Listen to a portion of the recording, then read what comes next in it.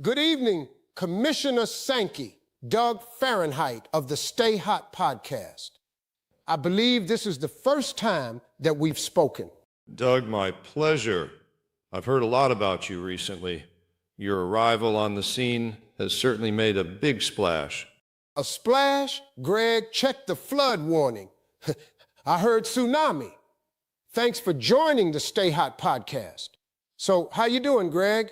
Well, Doug, I think doing has to be viewed with the broader context of changing the landscape of intercollegiate athletics. Oh no, we're only 8 seconds in. I'm doing well. There it is. We got him. Why such the pushback on the intra-conference transfer rule? Pushback? I wouldn't necessarily call it a pushback. Of course you wouldn't. I'd call it a recognition that our member institutions have established policies designed to promote competitive stability while recognizing the evolving opportunities available to student athletes. Okay, for everyone listening at home or in their car, that means we don't like it. That is not what I said. Which is why I'm here. Hypothetical, 5-star point guard at Kentucky transfers to Florida. Are you upset? Doug, we don't deal in hypotheticals. And if an all-SEC power forward transfers from Missouri to Kentucky? Well, I think we will have to examine this carefully and look at it closely. Got him. You did not get me, Doug. Clip it. Would you ever consider adding more schools to the SEC? We're very comfortable with our current membership. So no? I didn't say that. So yes? I didn't say that either. How do you order at a restaurant? I evaluate the menu, look at it closely. Greg, steak or salmon? We remain confident in both proteins. Exactly the answer I expected, Greg. A lot of people say that the SEC has too much power.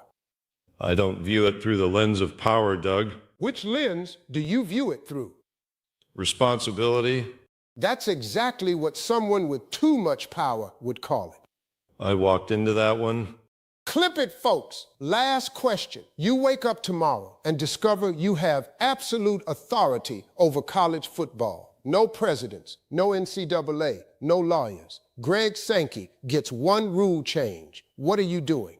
Well, first, I would reject the premise that any one individual should possess absolute authority. You are physically incapable of participating in a hypothetical. I tried to warn you earlier, Doug. Commissioner, you have been incredibly generous with your time while providing almost no useful information. I consider that a successful interview.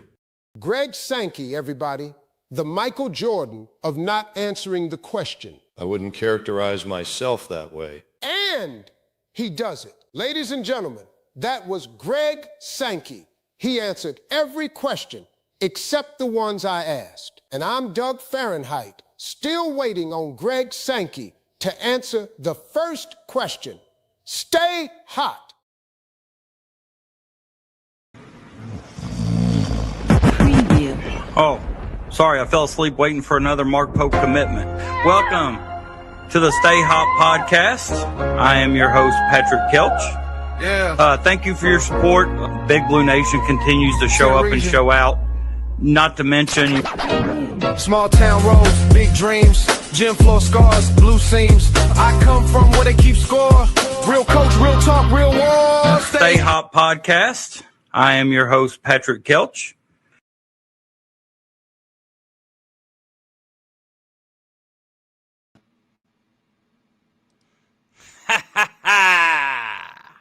Welcome to the Stay Hot podcast. I am your host, Patrick Kelch.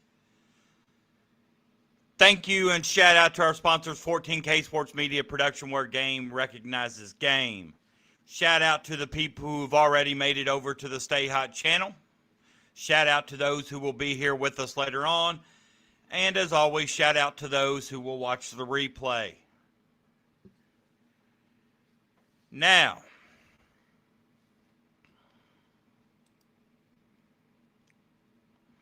I don't think people understand just how important you have to be to get an exclusive interview with the SEC commissioner during these times to where everybody wants to speak to the SEC commissioner, Greg Sankey. Before we get into him, I need to pop the top on a cold Pepsi.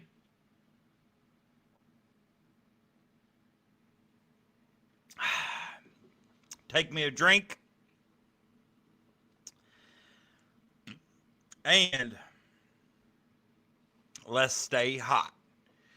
All right, that interview tells us a little bit about Greg Sankey. It's hard to listen to, though, because of that monotoned voice he has. But just as I expected, anytime a question was put to the fire, he didn't seem to answer the question, beat around the bush, danced around it. I liked how Doug ended it with, he answered all the questions except the ones I asked.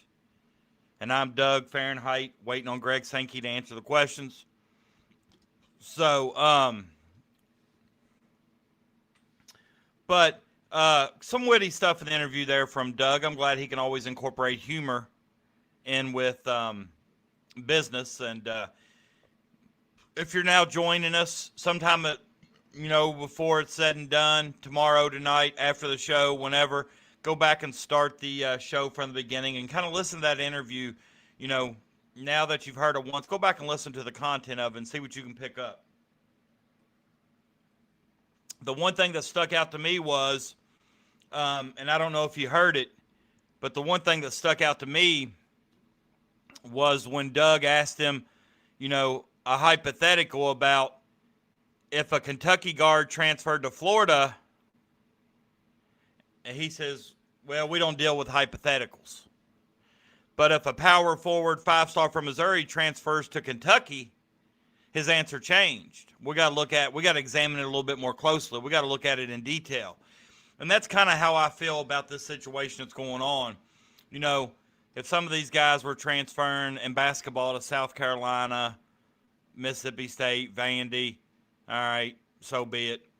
But they don't like Will Wade, so they're going to try to throw the screws to him. There's a lot of interviews on YouTube about Sankey after Mark Pope in the Auburn game. When Mark Pope kind of showed some fire, kind of went off a little bit, kind of flew off the deep end. Sankey hasn't really, I don't think Sankey's been too kind of Mark Pope since that day. But, it just seems like the rules don't necessarily apply to everybody. And I'm not going to say that because it just feels like when Kentucky's involved, that's just the way I feel. If this was someone else, maybe, I don't know. I'm frustrated, I'm flabbergasted, and I'm just going to go on the record and say this will probably be the last time I talk about Greg Sankey, Mark Mitchell, or whatever until there's a final decision made. I don't enjoy coming on here every week and talking about this stuff because things change so quickly. Last night, we were all pumped and excited. Mitchell's eligible. He didn't meet the criteria that the SEC put out. Therefore, he's good to go. Then you get to today. I know you can't read this. It's kind of small, but it's basically the memorandum that the SEC put out. And it's basically just saying, I'm not going to read it word for word because it's a lot, but it's from Sankey to all the SEC presidents and chancellors. And it's basically dealing with the intra-conference transfers. And it's saying that the bylaws were adopted with unanimous approval in June of 2023. An athlete seeking to transfer from one SEC member institution to another who does not provide written notification of transfer within their regular transfer window is required to serve an academic year in residence before participating. Now, my pushback to that is, how exactly could, hold on, I can't see the chat, guys. If you're asking me specific questions, I'll get to them here in a minute. While I have this screen up, I can't actually see. I can just see the number going up on the comments. I will get to the chat here in a second. But how could Mark Mitchell enter the transfer portal when, during that window when he was out of eligibility at that time? It was not known to him that he could get a 5th year of eligibility. So why would you enter the transfer portal if you didn't know you had any eligibility left? And for that reason and that reason only, I'm a firm believer that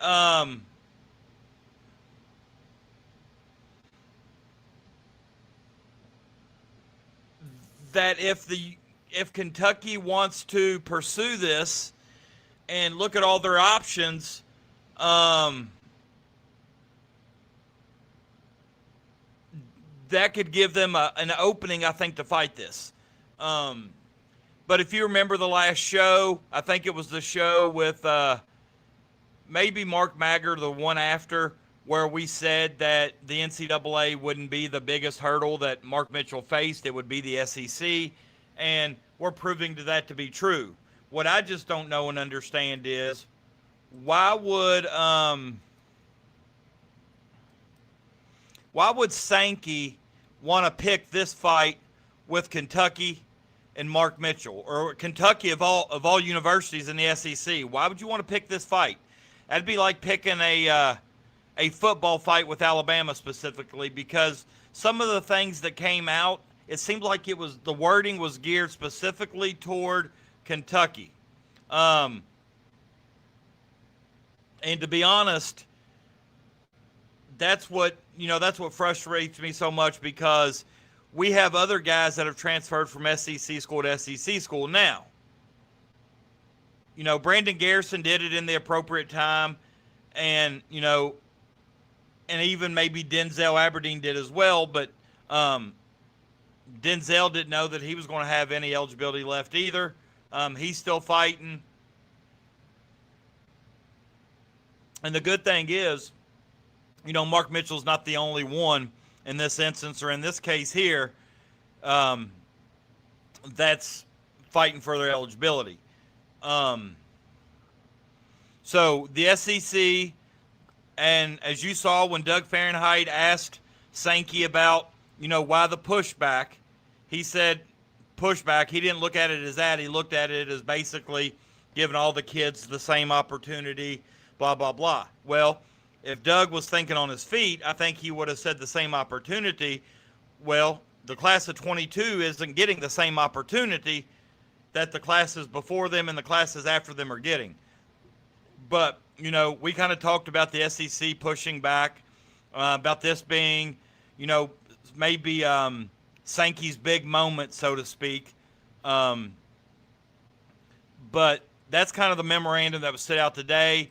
We also saw where Sankey had mentioned what the violations were, and it says that the SEC has finalized penalties for programs that violate its new professional sports eligibility rule. And these violations, and I'm not going to lie, these violations are pretty steep. Head coach is suspended for 50% of the season. If it's a football team, you're looking at 6 games. Basketball team would be anywhere between maybe 15 and 18 games in a regular season, maybe. Fine up to 50% of their annual operating budget. That would be a stiff penalty for a lot of the schools. And then the SEC voting privileges on business matters revoked, which I think is probably the least of those 3 when it comes to Kentucky. Because as we learned yesterday that, and I don't know if Kentucky got a vote for Capilouto and a separate vote for Sankey, or if they just get 1 vote per school. When we used to go to all the Class A meetings for the Class A tournament and the business meetings, each school got 1 vote. No matter if there's 10 people there representing that school, the school just got 1 vote, and it was usually made by the athletic director because they were the ones there. They were the administration that attended the meetings. It wasn't usually the principal. But here, I'm assuming it's probably just 1 per university. But look at these penalties here. These penalties are steep. So it looks to me like the SEC's not playing around. They're going full board with this. I don't know why they've chosen this to be the hill they're going to die on, but that's what it seems. Now, let me go back through in the chat and talk to some of the people. All right, Wildcat, Brian, David, Clyde, Peanut, all you guys that were here early, thanks for joining. I appreciate it. Thanks for stopping by. When there's 100 other places in the world you could be right now, and you've chosen to be right here with me and the Stay Hot podcast, and it means a lot. Holly, hey, how are you? There's David back. There's me saying hello to everybody. Holly says, stanky, sanky, boo. I agree. You saw the thumbnail. Son says, hey, Patrick. Hey, buddy. Appreciate you being here. You're going head to head with Lance Dahl. He ain't got no Sankey. That's right. I didn't know Lance was on right now. I thought he ended. I didn't see until somebody just told me about loyal BBN fans going live right now. I didn't know that, or I probably would have waited.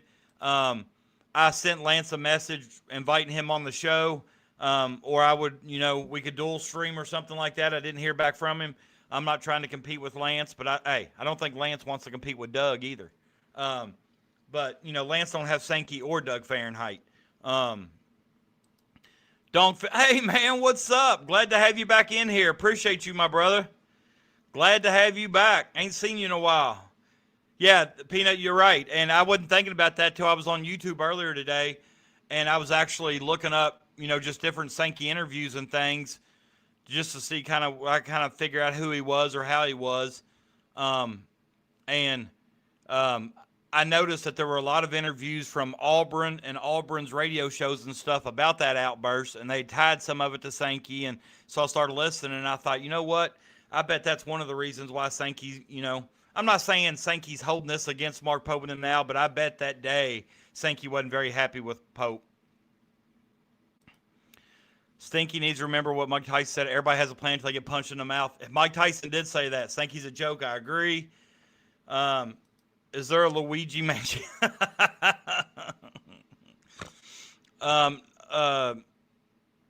Luigi only deals in healthcare, I think. Capolito needs to plead on our behalf. And I said this the other day when somebody mentioned about Pope. I just don't see athletic directors and chancellors, presidents going into that meeting, and when it's a unanimous decision, I don't see them going against the grain. Maybe I'm wrong. Maybe they should go against the grain. Maybe they should have their voice heard and voice, on the record. I know a lot of instances I've been in. I've known how people felt, but I've also known how they voted. So I'm assuming his last name was Linville, David, since he asked if he was your brother. Your last name's in your handle. Capilouto should not have voted. I don't know if it was Capilouto. I don't know if it was Jay Bat, whatever. I don't know who it was. See, I think it's wrong that you're already thinking about that. I think it's wrong that you're already saying that this is Pope's out. Listen,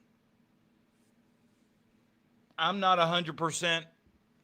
I'm not 100% on board with that kind of comment whatsoever. I don't think this is an excuse, because you know what? Here's what bothers me about our fan base, and I can't speak on Peanut Butter Posse here directly because I'm not 100% sure. But the moment we got Milan Momcilovic, everybody was happy with our roster. We got the team now. We're Elite 8 bound, maybe Final Four bound. Mark Mitchell wasn't even on the radar at that time. We didn't even know Mark Mitchell was going to have a chance to play basketball, let alone commit to Kentucky. And now that something may not go our way, Pope needs an out. Pope needs an out. Oh, Pope doesn't have a good year. Oh, this will give him an out. He can blame Sankey. He can blame the SEC. That's not how this works. We can't have it our way and have our cake and eat it too. It's just not the way it is. If the username Indigo shows up, block him. Okay. I'll see. I've never heard of Indigo, so we'll see. Per Matt Jones, Capilouto. Okay, I would think the president would have that vote, but This was voted for the football season. I'm assuming a Louisville fan. Well, yeah, he ain't got much to be happy about right now either. What these Louisville fans don't know, they want to laugh at us and crack on us.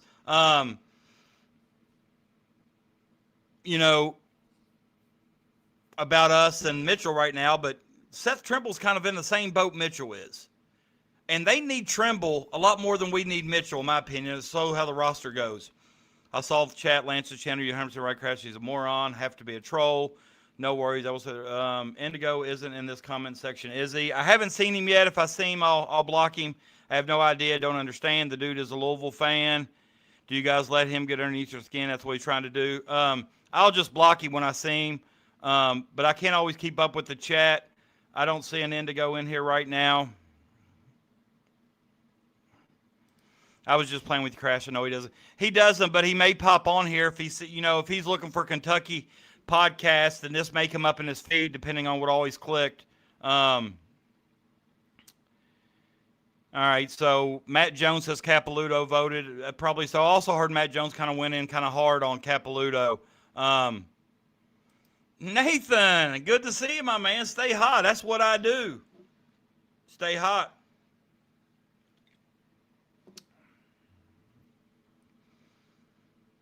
You gave up a colonoscopy for this? Well, you're in a much better place than a colonoscopy.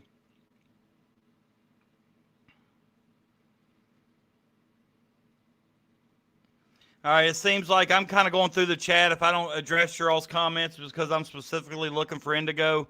You all got 30 or 40 comments ahead of me when I was kind of going over the memorandum and the penalties.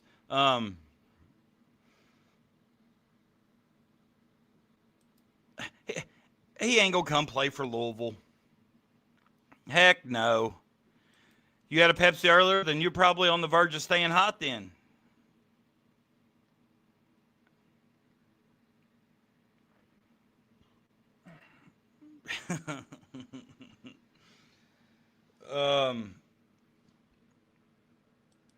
And that's what I'm saying. Like, of all the teams in the SEC to pick this fight with, I find it hard to believe that, Kentucky'd be the one of your choosing. And I know Kentucky wouldn't do this, but, Kentucky, I've seen a lot of comments about Kentucky ought to just leave, the SEC, become independent like Notre Dame. Well, you all do realize that would hurt Kentucky too, right? The TV rights, the conference and things. There would be some things that would happen that would not be beneficial to Kentucky. So what I'm saying is, it's not easy just to get up and leave a conference, okay? Now, if the Kentucky fans, and which I know they won't do this either, but say the Kentucky fans wanted to boycott the SEC tournament. UK fans wanted to go to a sports bar and watch it on TV as opposed to going to the arena. Imagine the amount of money that the SEC would lose if the Kentucky fans don't show up. And I don't even know where it's at this year. I know it's been getting ready to. But the amount of money that, and I've used to always say this in the NCAA tournament sometimes, I figure they put Kentucky out west because they know that the Kentucky fan base is going to show up no matter where they play. You know what? After the NCAA, the SEC put that out last night, and we went, or the last week, Tuesday, and we went through 1, 2, and 3, and we said based on this criteria here, Mitchell was eligible. As soon as he heard that, here came Greg Sankey.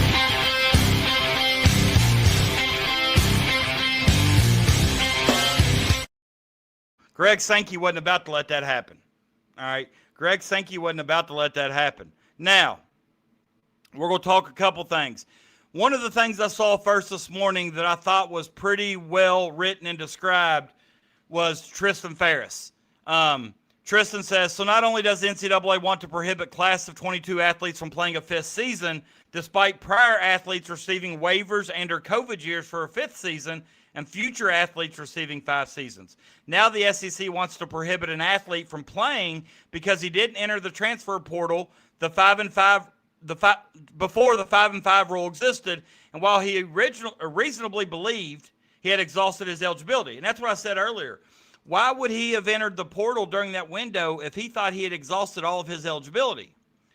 Said player, when undrafted, did not sign an NBA contract. Truly do not understand the strong desire to exclude one class of players a season that athletes before and after received or will receive. And I thought that kind of, from Tristan, explained it a lot better than I did. He put it into words a lot better than I could have. I believe this has a lot to do with LSU. Like I said before in kind of the opening, I don't think they like Will Wade. They know he's a crook. But now that he can be a crook legally, he's kind of found another way around it. And I think they're, but here's the thing. If this holds right now and these guys can't play, LSU's not going to have a team. LSU's not going to have a team. So does Sankey want to lose a team because of this? I think that bodes in Kentucky's favor. Now, I could be wrong, and if somebody knows more about it than me, feel free to explain it. But I think that LSU would kind of not have a team, and it would really look bad on the SEC not to be able to field a team. I could be wrong, but that's just kind of the way I'm seeing things or the way I'm thinking about it. BBN needs to show Stanky some attention. Until things go our way, do it nicely. Give him some nice positive attention. Kiffin's NFL guys were at Ole Miss last year. That's why the intra-conference stuff is being enforced. Yeah, I know it has a lot to do with football. Stanky's kind of always been a big football guy.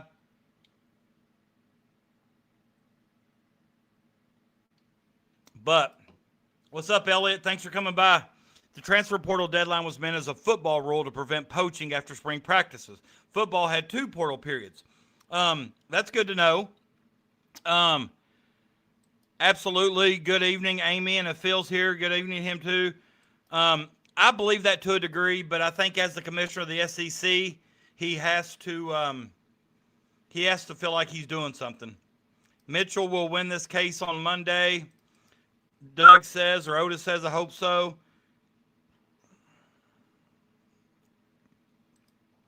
I still sticking by. I think they're all going to play this year.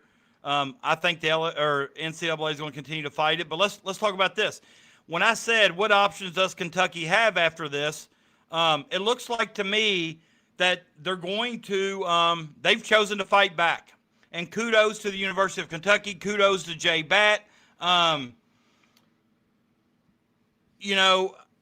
feel like Kentucky's going to at least fight back, give an effort. And it says right here, this is Ross Dellinger. He's from that Texas trial group, I believe. He says, attorneys amended their complaint in the Kentucky eligibility lawsuit against the NCAA, requesting a judge hold the NCAA in contempt of court for allowing the SEC to issue a new policy that impacts the eligibility of 13 athletes, including Ms. Mitchell. Yeah, we're going to talk about that here, Otis. I'll pull it up here in a minute, okay? But this says right here, Peanut, even if he wins, SEC can still hold us to penalties. This says right here that they're going to try to hold the NCAA in contempt of court because the SEC's issued a new policy. It says, Attorney Ryan Downton tells Yahoo Sports that the players believe the SEC's new policy and draconian penalties interfere with their constitutional right to have access to the court system, as the sanctions may prevent schools from accepting the players onto rosters. Now, I was glad to see this. I think if we had Mitch Barnhart, I don't necessarily think we would fight back. I think we would probably just go with it, take it as is. Barnhart come out with a press conference and say, Greg Sankey's the commissioner of the SEC. This is what Greg Sankey said. This is what's going to happen.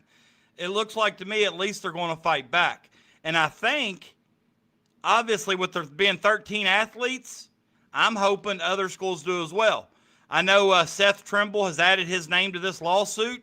So, Louisville's got a reason to join forces here. They shouldn't be too happy or appear to be happy about Mark Mitchell.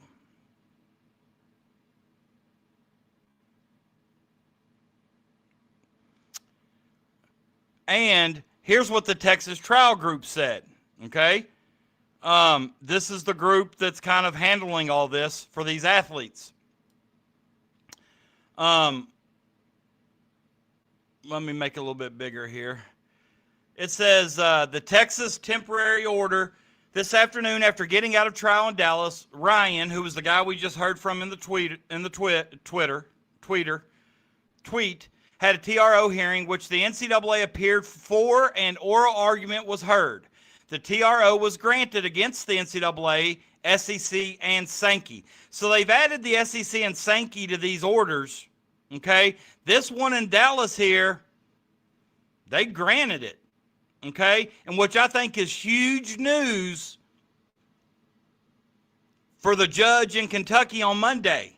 Because the one thing he's going to ask is, what has everybody else done? What has other orders been granted?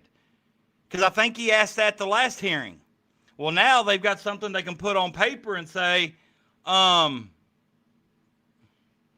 look, in Dallas just on Thursday, August 27th, the judge granted this against the NCAA, SEC, and Sankey. So if we get something like this, that's good news. And if you look at all these names as plaintiffs here, I went through them. I don't know if there's even one that I've heard of. Some of them appear to be boys and girls players. I see a Madeline, but I also see a lot of male names as well. So, with that being said, it seems to me like the judge in Louisville has a lot of,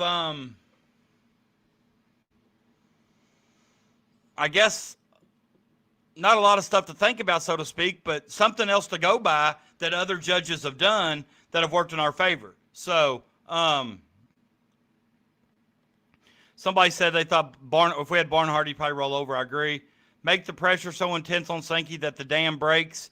I mean, he's the commissioner of the SEC. I think he's probably he didn't get to that spot, Brian.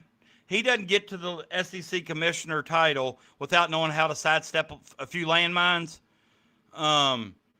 He can probably take a little bit of heat. I think he welcomes this. I think this is his moment.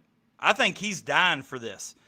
I don't necessarily think this is the same situation as the Sorsby and Texas Tech, but I think it's kind of the same magnitude. And I think he's dying to be a part of something like this. That's what I kind of get from Greg Sankey. UK and Pope has to dig down deep and find some intestinal fortitude and push back. Damn, SEC is worse than a woman deciding 1 minute Mitchell's okay, good to go. Next, nope, pick one already.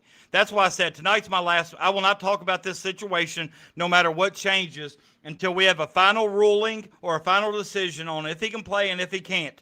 But what I do know, we were all happy with our roster before we ever knew that Mark Mitchell was eligible. Remember, we even said, don't add a 15th piece if it's just going to be some development 2-year piece so we could development for a year and then transfer. We said keep 14. We like our roster the way it is. So if something comes back and he's not eligible to play, I don't want to hear BBN griping. I don't want to hear us griping. We didn't even know this was a possibility 2 weeks ago.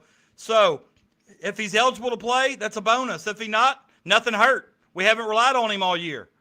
He hadn't even practiced yet. So there's no sense in getting all worked up if it doesn't go in our favor. We like the roster we had just 3 weeks ago. Mitchell deserves a shot at the final season. It's just the side of the issue. Even looking at it from an objective perspective, the situation is no way similar to what LSU and Kiff and Tipton. I agree with that. But we're speaking just of Mitchell because we're Kentucky. We're Kentucky fans. I think most of us are Kentucky fans. I don't know who all's in here now. We've got Close to 60-some people in here, so I don't know if everybody's a UK fan or some people are just stopping by to listen. Some are other teams. Some are, just, like you said, an objective perspective. It is way different than what Kiffin and LSU did on the football side of things. But not just Mitchell. I'm willing to say that all these 22 athletes, the class of 22 athletes, all deserve a year. Okay? Because next year at this time, it's going to be a rule. Everybody's going to have 5 years, you know? So, I definitely believe they deserve it, but it's not just him, it's everybody else. I agree that Texas is huge news. Barnhart would have voted no on this. He would have rolled over with the rest of them. He wouldn't have voted no, and he by for certain wouldn't have fought back. That's a good question, but I think Sam Newton probably had some integrity. Bad isn't playing. I think he will be more of a people's leader than Barnhart was. I think definitely in his first year, he's still trying to get everybody on his side, and what better way to do it than to go to bat, no pun intended, with Big Blue Nation behind you. You know what I'm saying? You want to get Big Blue Nation behind you, on your side and on your back, fight for your university in this case right here. That's true. They do, but I'm serious. I think he's loving this. I get, but still, we can gripe at the premise of it, but here's the thing. We were happy with our roster without him. We don't even know life with him yet. He's not practiced. Yes, he's been accepted academically. They wouldn't be going through with this if he wasn't able to be a student. He's already enrolled. I agree. We're good. Yeah, there's no doubt about it. But let's rewind. Did you even know we had an opportunity to get Mark Mitchell? We didn't even know it. He has to take actual classes.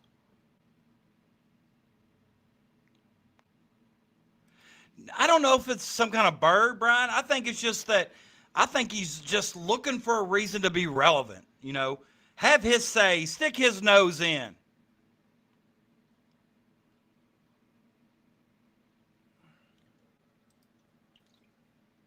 And to be quite honest, I don't know if Greg Sankey's ever going to listen to this. I hope he listens to the interview at the beginning so everybody can hear how monotone and cheesy he is. But the part that gets me that I think has the legitimate fight, and you all tell me if you think I'm wrong.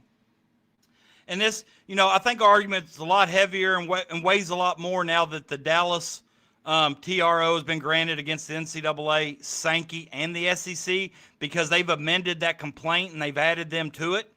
That's part of what the Texas Trial Group has done, or this group of plaintiffs in Louisville have done. They've added Sankey and the SEC to the same argument with the NCAA. But I don't know. I just think that, you know, when you have a graduating senior who didn't have to put his name in the draft because he was a graduating senior, and usually when you're a graduating senior or when you're a senior athletically, 99.9% of the time, you've exhausted all your eligibility as a collegiate athlete, correct? So if you've exhausted all of your eligibility as a collegiate athlete, why would you think you have to put your name in the portal before May 1st? There's no chance of you coming back. You can't play college. But we're in different time right now, and, you know, and I'm glad that there's a lot of people jumping on board with this. I really am. I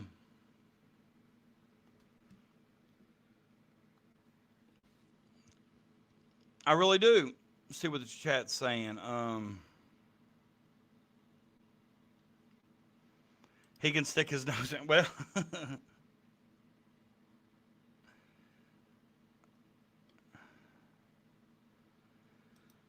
Sankey would have more relevance in the vacuum of space. Well, if the SEC is going to be the sticking point, Mitchell should sue the SEC. I'm not 100% sure that's not going to happen. I think it's a very good possibility.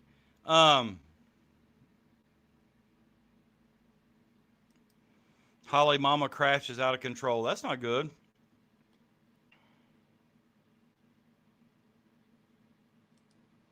She's got a. I know a lot of people that have those Roombas, man. Those things are crazy. Those things are crazy. They kind of just go about their business. When they hit a wall, they turn around, or if they sense it coming, they'll spin around. They're pretty neat to watch. Somebody told me about the Pepsi to calm it down. I'd be in the hospital. Listen, I still got a half Pepsi left. We're 45 minutes in, damn near.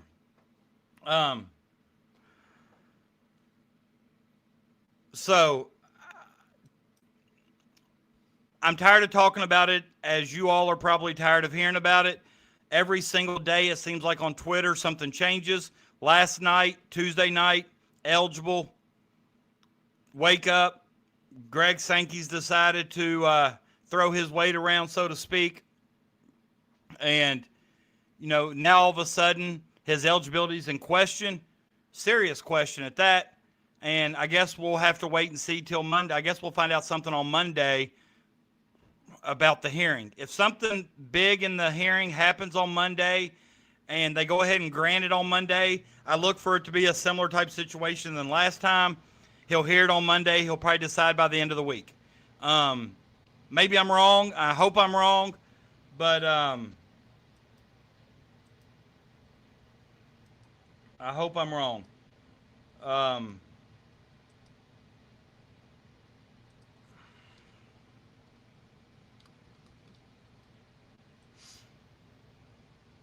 All right. We could talk about this all night. We got a couple other things. Ooh, that'd be a mess. Ooh. Good thing she's got a good son like Crash. But a couple things.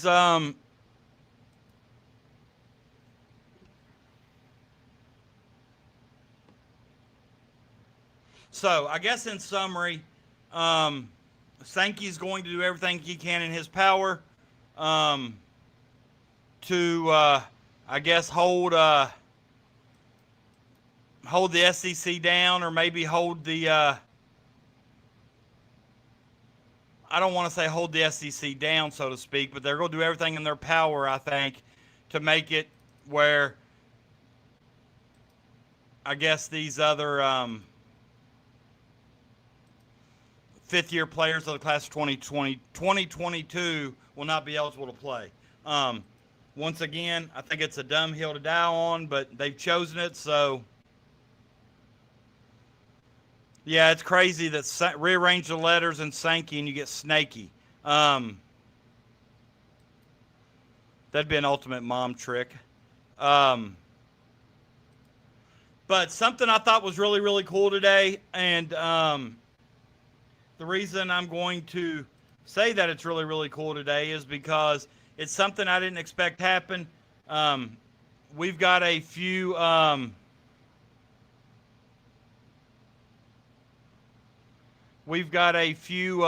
kids that are participating in the Kentucky State Fair. Actually, at 5:30 this evening, we had several kids participating in the final drive, showing their animals, meaning they've won a class or two at the Kentucky State Fair and showing. I actually got a couple basketball players that were showing this week. So, with that being said, I saw it. Don't remember who put it out there for the first part, but I saw a video where Mark and Leanne Pope, as well as some Kentucky basketball players, they showed up at the Kentucky State Fair. And on behalf of Joe Kraft,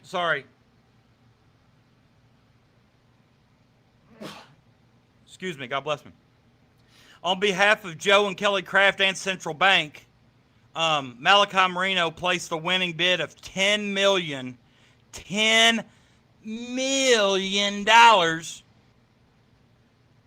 on a 16-pound ham.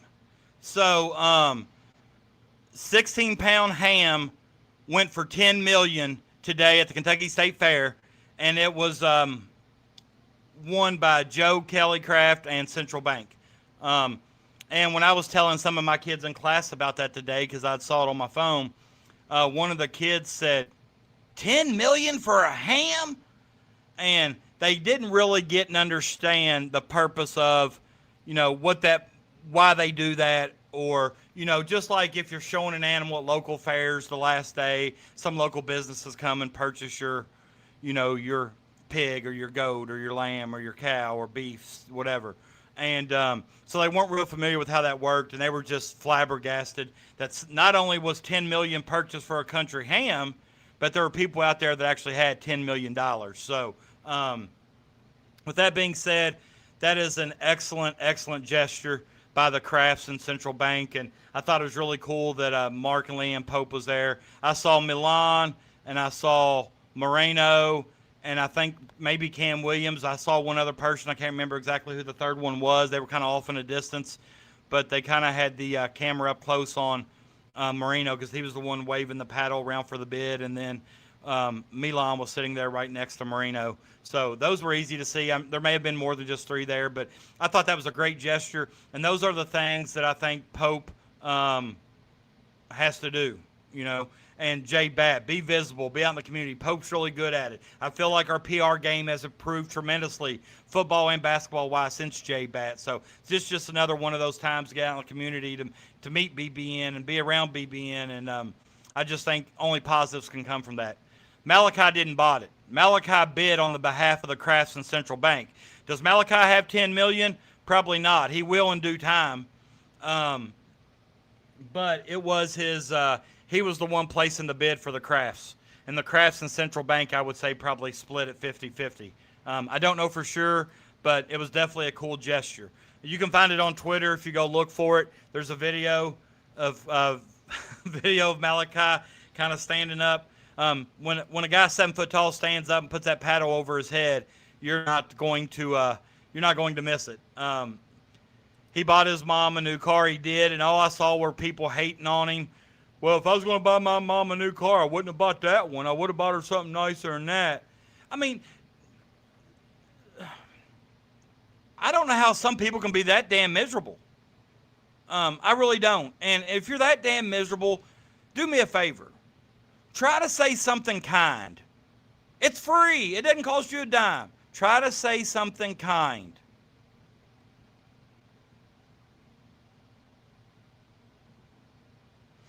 Crash, I just saw your comment about you're going to be hanging with the lawyer this and wonder what you're going to be talking about. I don't have any idea. What would you be talking about in the legal world that affects Kentucky so much that you'd want to talk about it on the weekend? I have no idea. I don't even know what you're talking about. I've kind of forgotten about it. Marino did buy his mom a car. Yeah, and here's the thing. It's a brand new, nice car. I don't remember exactly what brand it was. Maybe I think it was a Mazda of some kind. And there's people out there wanting to hate on him for buying her a Mazda. I mean, it was nice. Brand new. And I can't get that source. I really can't. I really don't know why people are so miserable. They just always want to hate on everybody. I just don't get it. And you can say, and I've had some people say, well, that could just be somebody with a burner account. No matter if you're from your own account or a burner account, if you're talking like that, that's a true reflection of the person typing it. You're miserable. Absolutely. And if I was ever in a position and I had tons of money, my mom, my uncle, brother, and sister would probably get a car. My dad passed away in 1991 at 51 years of age. My mom's lived in Idaho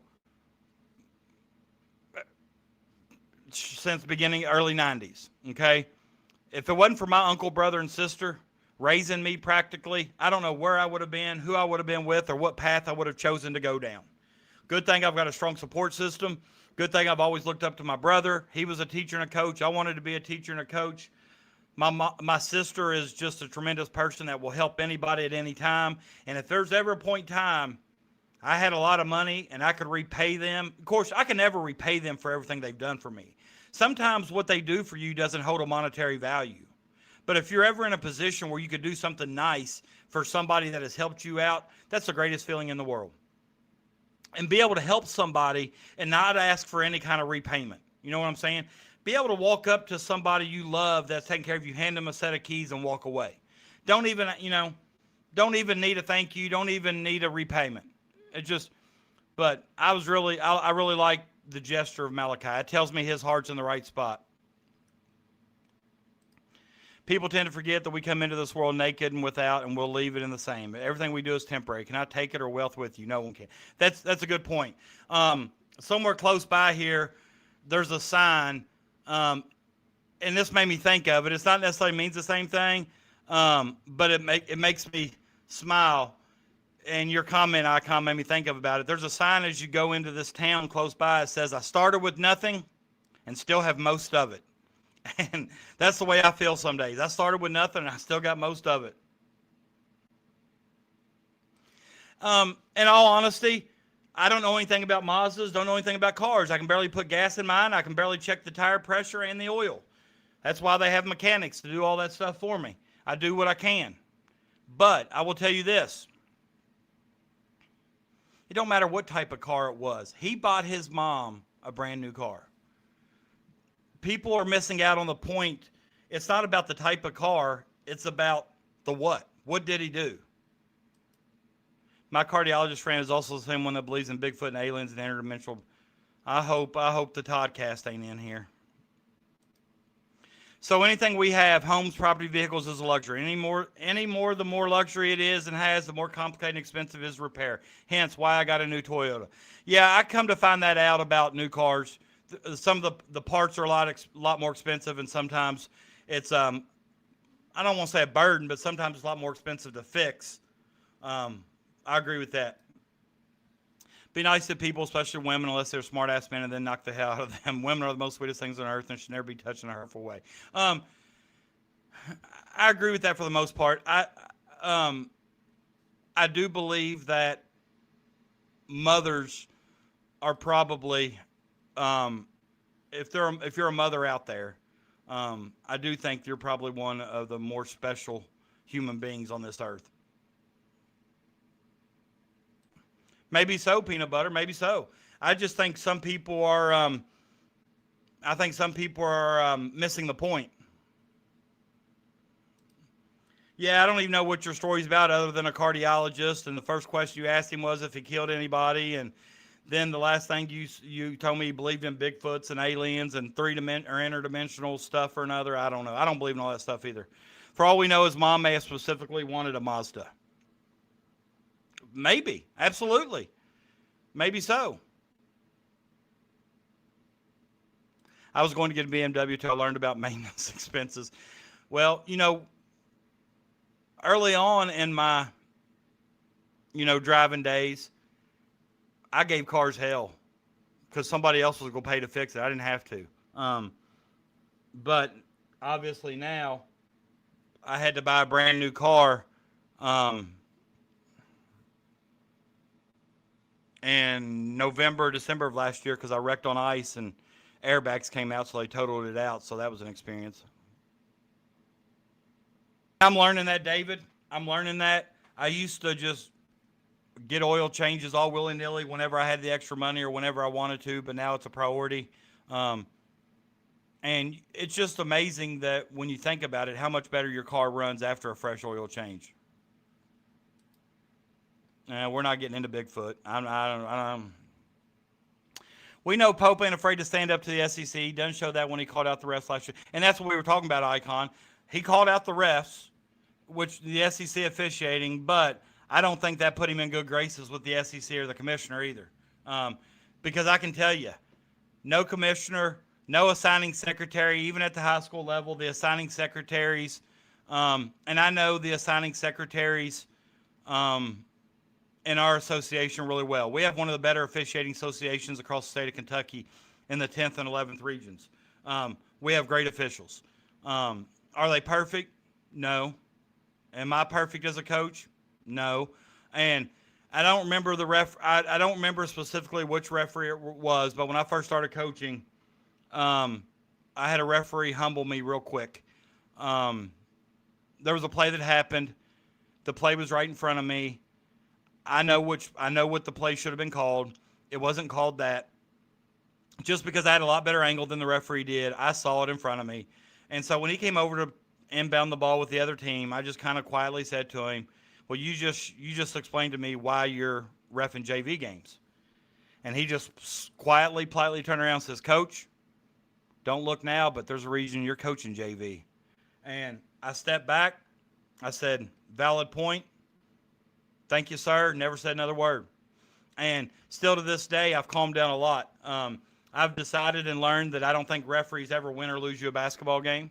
There's a lot of plays within that game that determine the score at that time when the bad call is made. And if you'd made a free throw, a layup, or something in that time period, it probably wouldn't be in the same situation. I think they're going to, Icon. They're going to fight. They're going to fight. Well, I don't know if you heard me say it or not, but they've added Sankey and the SEC to their hearing in Louisville. So now when the judge rules on when they go to court on Monday,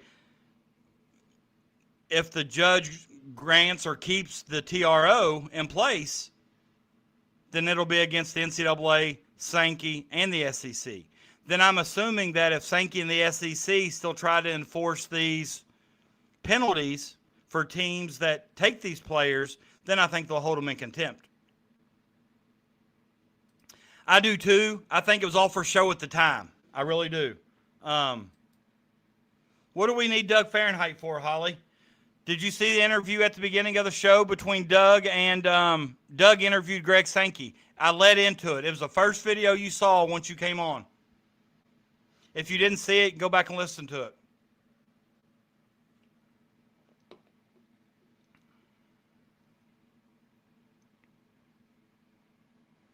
Oh, little Beastie Boys. Oh, so you want me to send Doug Fahrenheit out to search for Bigfoot? Okay, I'll talk to Doug tomorrow. I don't think he's in here. Listen, he told me he would rather slide down a 50-foot razor blade into a pool of alcohol than talk to Greg Sankey ever again. He said he had to wake himself up twice to continue the interview because Sankey was so boring and monotone. So if I can tell him he can go cover, or I don't want to say cover Bigfoot, but if he can go search for Bigfoot, then he might run.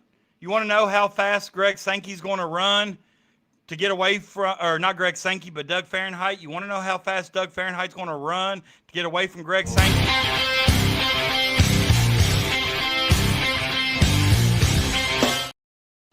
That's how fast that's going to be. I love that video. I love that video. And now that I can put anybody's face on there. That's what I'm saying. As of right now, he's not even practiced with the team, so nothing hurt. Don't let him practice. Don't let him play a few games and then say, no, you can't play. That hurts everybody. He had the video from the 60s, 70s. The other dude stole it from him and took the credit. Who was the other guy? Do you remember his name? I can ask Doug. Doug probably knows it. When he grit, it does kind of look like Ryan Lemon. Watch out for the dog, man. Yeah. Holly, I'll definitely ask Doug if he remembers that. I'm hoping he's not suffering from bouts of amnesia. Sometimes he forgets to do things I ask. Whoever crashed said. The Patterson-Gimlin video. They found the rehearsal footage for the... Okay. Patterson. Maybe I can have him interview Patterson. Maybe I can just have him look for Bigfoot. I don't know. I'll ask him to see what he prefers. What the hell we got going on the Stay Hot podcast?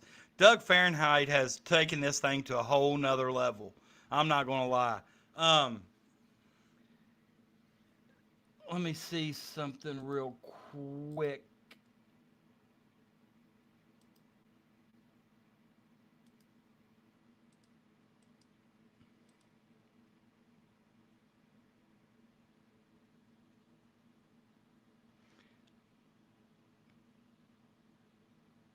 If any of you all were planning to attend KSR's remote tomorrow at Affirmed Roofing,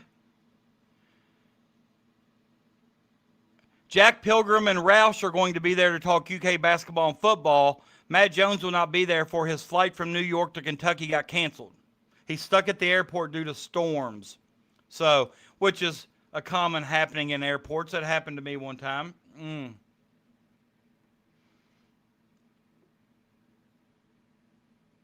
If you get a chance tonight, watch the happy hour.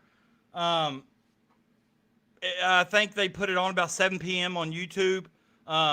They actually were at the Pizza and Pints. It's a pretty good show.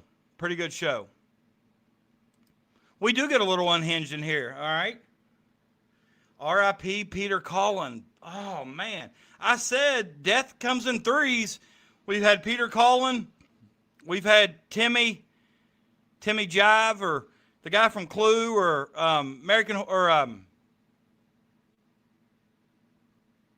Timmy. I know he's in Clue, the butler in Clue. Tim Curry, and then Dolly Parton. So it comes in threes. Be very, very quiet. I'm hunting wabbits. Source says, I'm not into debating Bigfoot. People believe what they want when it comes to those things. I'm only interested in having discussions with other believers who have their own theories. Makes sense. I don't have any theories because that's all irrelevant to me. I don't believe in it, but that doesn't mean I couldn't be persuaded to believe in it. Who's Glenn Hansard? I don't even know who that is. But I will tell you this. I did get into making a few new graphics for shirts because I know Holly didn't ask for the Unholy Trinity, but I made a shirt with those three on it today. Actually, I made it yesterday with Will Wade and Lane Kiffin and little old Kim Mulkey there. Oh yeah, Hayden Panettiere, yeah. So yeah, we've had a bad month in general with celebrities, but the Unholy Trinity, I might add some upside down crosses or something that make it unholy. I don't know what yet, but that's kind of the start of it. I worked hard on her outfit, Holly. I'm not gonna lie. I had to type in multiple things to get the outfit I wanted. I used a picture of her that had kind of a flamboyant outfit with a boa and stuff, but I didn't really like the boa, so I took it off. But they didn't want Lane Kiffin to have a visor. Everything, her face needs to be meaner. Okay, I'll get that. Yeah, Elvis actually died on my sister's birthday. And that's why we said it was the Unholy Trinity, Clyde. I don't think anybody likes any of the three. I don't even know if LSU fans like them. I'll work on getting Kim's face a little meaner. I tried to make it look like she was yelling and screaming, but that kind of looks more like a verbal instruction than a yell. But every time I was trying to make Lane Kiffin, they didn't want him to have a visor. And I just feel like that's a staple for Lane Kiffin. Maybe I'm wrong, but I thought he had to have the visor. And I'll also see something else. I need to probably take the Nike signs off their shoes. I don't want Nike to... Well, it's not necessarily a Nike shirt. I guess they could probably wear Nike shoes. I may not even touch that. I don't know. But I thought that was a pretty cool picture. I like the purple in the background there. It kind of matches the LSU.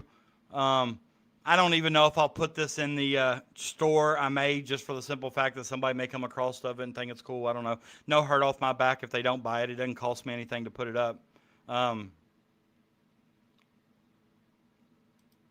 Okay, I thought so. Because after I did it and they kept taking off the visor, then I'd say, put on a purple visor. Then they would. Then I would say, take the LSU logo off Will Wade's shirt. Well, they would do that, but then they'd also take the visor back off. So I finally got it, and then when I looked him up, I did notice there was a couple pictures he had a visor, but I also saw some that he didn't. Put them all three in platform shoes. Oh, okay. I might be able to do that. I just think LSU is one of those teams that, and listen, there's no doubt that Kim Mulkey, Lane Kiffin, and Will Wade can all coach. I think that's the scary thing about giving Will Wade a decent roster. He could take a decent roster and make him an Elite Eight team. I believe that. I think he's a really, really good coach. I don't know what kind of players LSU football has right now, but it'd be hard. It'd be hard for me to believe that in a few years Lane Kiffin doesn't have them back on the up and up, meaning their rankings, not necessarily the character of them. I don't know what kind of character Lane Kiffin has, if it's worth. I agree with this. This is all RJ Louis. Is it Louise? RJ Luis? It's all his fault. I agree. And that's kind of what Peanut said early on, too, that, LSU's the one to blame for this. And I believe that, too. I think that, SEC feel like they have to make a stand, and they've drawn their line in the sand, and this is where they're going with. 15 miles from Natural Bridge. Oh, man, I live about probably close to 2 hours. Paxton, my man. Guys, somebody match Paxton's energy. Somebody match his energy. That interview that I did with Doug and Greg, that's creative stuff. Reward my creativity. Paxton, I appreciate you 100%. 100%. I'm just trying to bring a good show.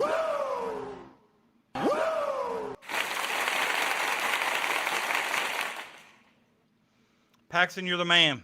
Appreciate you. Kiffin will leave LSU, especially if Alabama job comes open.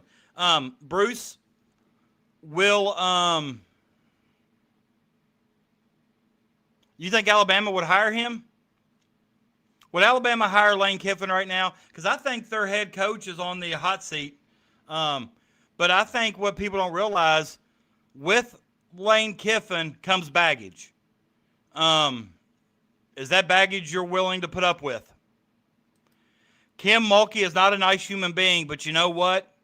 The girl gets results. And you know what else? Talk to some of her players, or listen to some of her players. They absolutely love her. And I don't know if that's talking out of fear, because they're afraid that if they don't, they're in trouble. Every girl's crazy about a sharp-dressed man. Guys, I want you all to know that I recorded myself doing a freestyle rap today. I'm going to put some music behind it. When I was younger, I used to freestyle rap a lot. I used to be able to take a couple words and go. I'm not great. I've always had a way with rhyming words. But I might upload that as either a short, or it's probably a minute or a little over a minute long. I may add, add music to it, may make it a little bit longer. But, just trying to have a little bit of fun here. We have the best women's basketball coach. I'm going to disagree. I'm going to say we have a very good basketball coach, and I'm glad he's our coach. But if you're saying Kenny Brooks is better than Gino Auriemma, or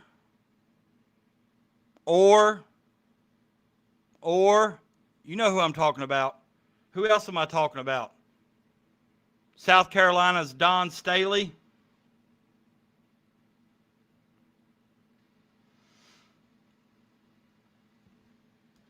So, yeah, Holly knows Don. So, but I will agree with you here, oh Wildcat. Kenny Brooks has been great for our program. I really liked Matthew Mitchell a lot. I'm not going to lie. I liked Matthew Mitchell a lot. I liked Kyra as far as working with high school coaches, Kyra Elsie is probably one of the best. I could email Kyra Elsie right now if she was the coach, and she would reply back. I've never tried to get in touch with Kenny Brooks, but if I do, I'm curious to see how he'll handle that. Oh, look at Amy.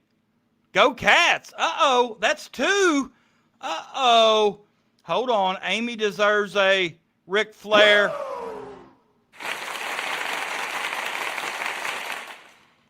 I'm going to make a video for all the super chats, so something pop up and play when it happens. But here's what I don't like. Is Steve? I think so. Did you post something about that on Twitter the other day, Peanut? Did you ever get a reply? Because I'm not sure. But what I'm going to say is about the super chats, I'm going to get a video and stuff. But what I don't like is I know that Holly enjoys hearing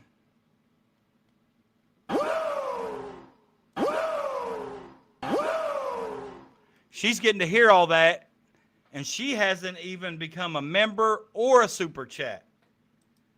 But you know what? Me and Holly had a good conversation today about true crime, watching the Lindsay Clancy trial. So Holly's all right in my book.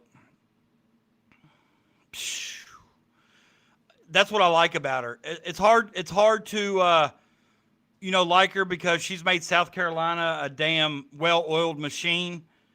But I will say this.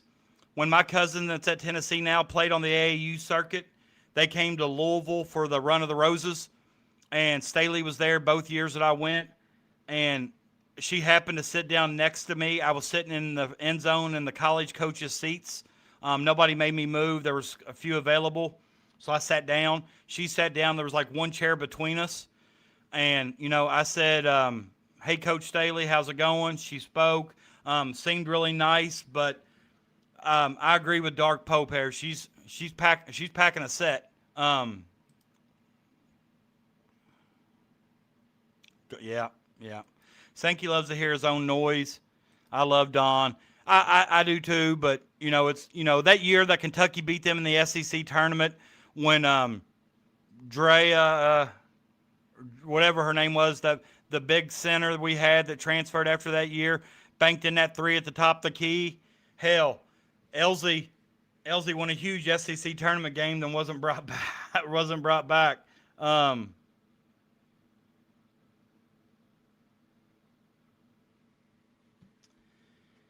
I agree. If I had to choose, the Four Horsemen would be my best alliance of all time. I agree.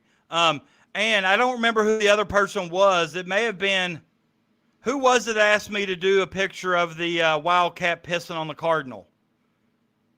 Because I didn't forget about you. If you were that person, let me know. Somebody in this chat said, if you do a Wildcat pissing on a Cardinal, I'd buy that. Because here's what I'm going to tell you. If any shirts in my store that you've been looking to get or want to get, I would get them. I think you've got maybe 24 to 30 more hours of 33% off. Every shirt's $16. I just ordered, I'm not going to lie, I just ordered one of the Zoom and Alex. I just ordered one of those. Yeah, you did, but there's somebody actually suggested it. Maybe Dark Pope might have suggested it. I agree.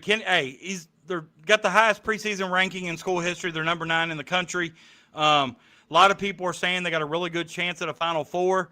A ninth would be what? A 2 or 3 seed maybe, depending on how the season plays out.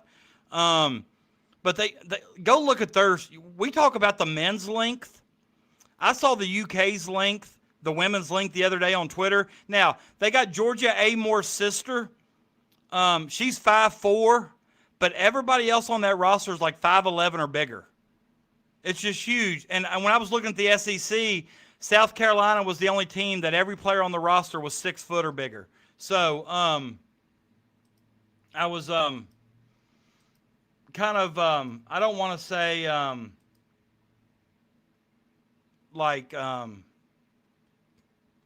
don't know how, I'm not surprised by that, but just that a team has all girls 6 foot or bigger. And I look for the NCAA girls basketball to be really good this year. I think Juju Watkins is back. That UConn's going to be good. South Carolina. I know, man. I'm sorry. I hate splitting the time crash. You're welcome to leave and go. I mean, you're probably jumping back and forth anyhow, which I appreciate. I really didn't know. Maybe I need to stick to 9:30 on Thursdays. 8:30's been good every other night. I didn't even know that the Loyal BBN was on tonight. If I'd known he was on at 8:30, I would have definitely moved back. Big Mike's one of my favorites. Been real supportive of me every time I've talked to him.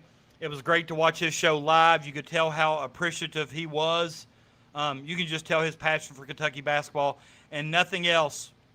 You can tell that he's a good, genuine dude. And that's who I want in my circle. I like earlier too, Crash, but I don't want them. I just don't want to. I don't want to split views. I mean, like for example, not the last show, but the show we did with Mark Maggard got over 1,200 views. The last show we did on Tuesday, we're up around 700 views. When I start competing with people, it's usually 300 or 400, which I'm getting closer to 100,000 views, so that's always good. I get it, and I'll be honest with you. Start Sunday night. Keep in mind. Hold on here. Hold on here.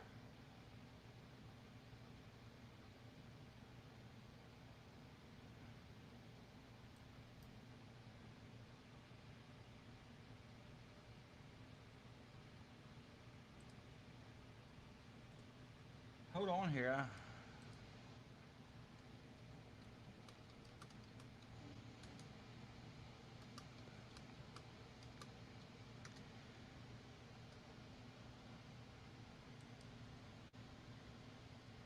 Well, I don't even know who the Football Nation guys are. I'll be honest with you. I haven't really watched many of the football shows. The only one I've watched is Van Hiles because he has supported me. He came on my show. I really liked Van. You could tell he was a good dude as well. And I saw where he just got picked up with Alan Cutler, was it? Or was it Alan Cutler or was it someone else that he's going to be doing a show with? But let me show you all something. And a lot of you all may not be interested in this, and you may not honestly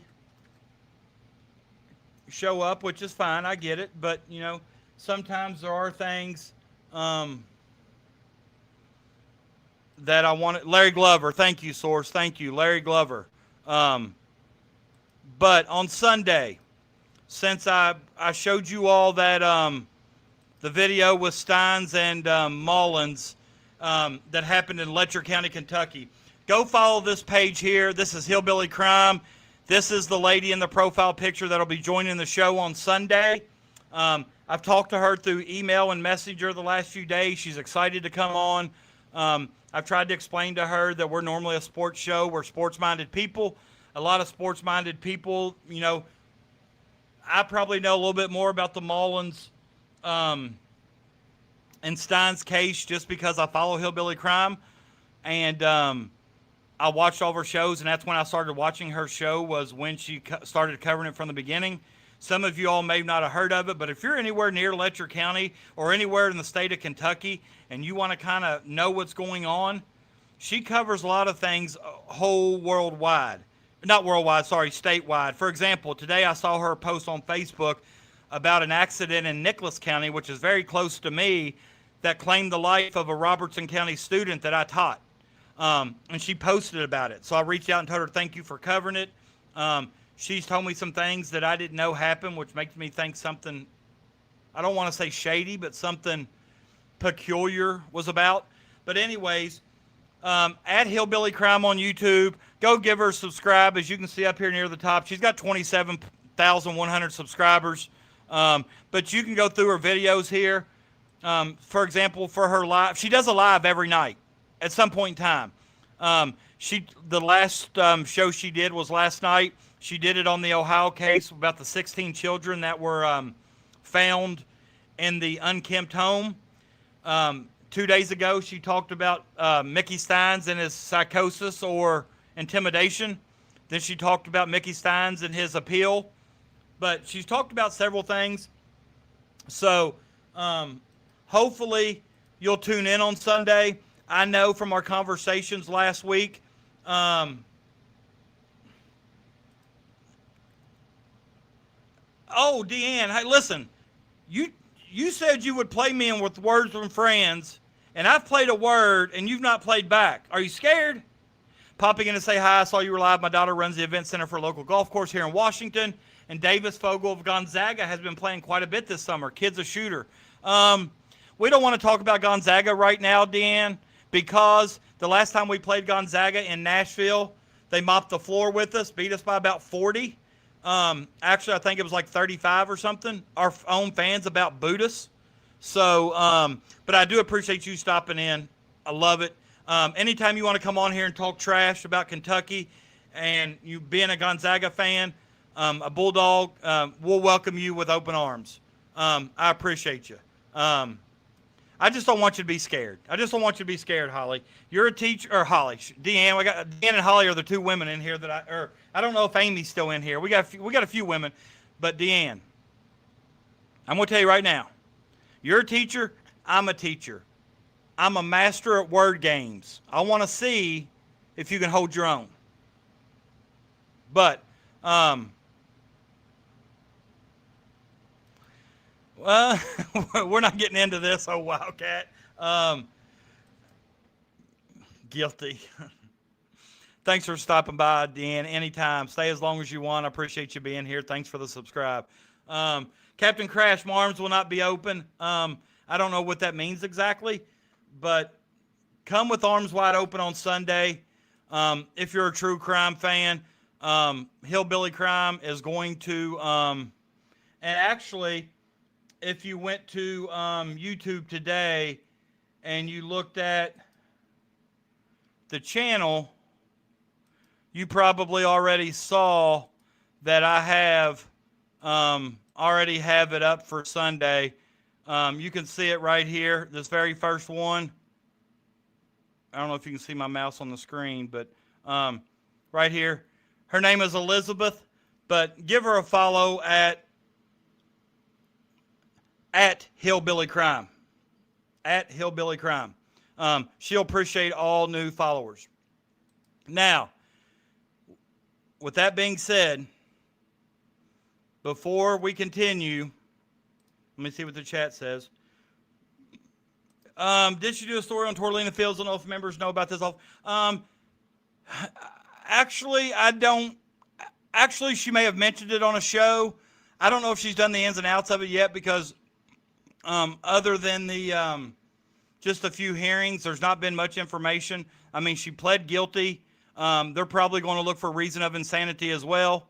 So that might be something I mentioned that day to her on Sunday, David. I might bring it up to see if she's heard of it. And if not, then I will tell her about it. And maybe that's something she can look into. Because I can tell you what, this girl does not care to uncover corruption.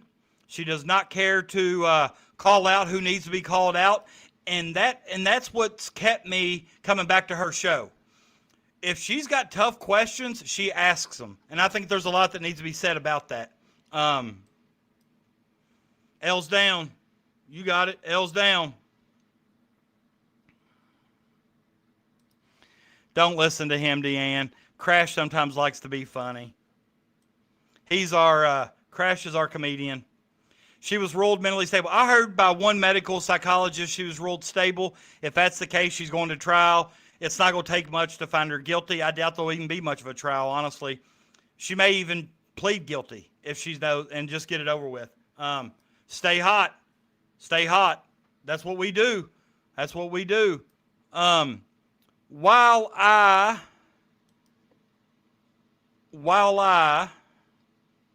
give you the options. Put it in the chat. I have to take a break for a minute.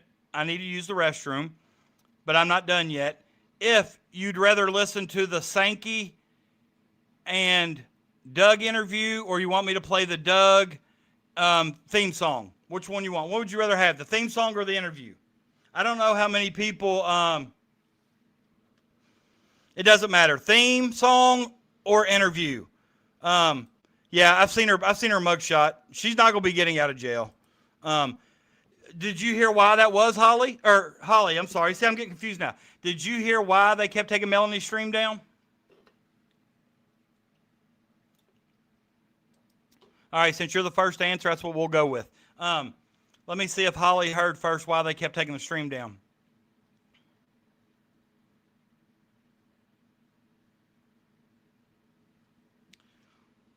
And then I will play the interview, then I will. Because you know what? I don't know who's worried about my Pepsi drinking. That is true, but I still have some left. I drank a water and a Gatorade before I started this show. Well, not right before, probably around 6 something when I had dinner. I had a water, then I used a Gatorade to take my medicine. That's exactly what it was. That's exactly what it was, Deanne, and I don't know if Holly was typing it or what, but what happened according to Melanie was, when I say content, meaning she, anytime you mention the word suicide, death, kill, gun, anytime you mention that too much, YouTube flags it. And once it's flagged for those reasons, they drop the stream. She was able to get it back. There you go. There you go. YouTube doesn't like certain words or topics. And to be quite honest with you, you know, when you're watching a case such as Lindsay Clancy's, it's hard. Now, I did notice times that while Kevin Reddington was giving his closing statements, I noticed that the sound went off sometimes. I didn't know if that was Melanie doing it or the court. Yeah, you can't actually,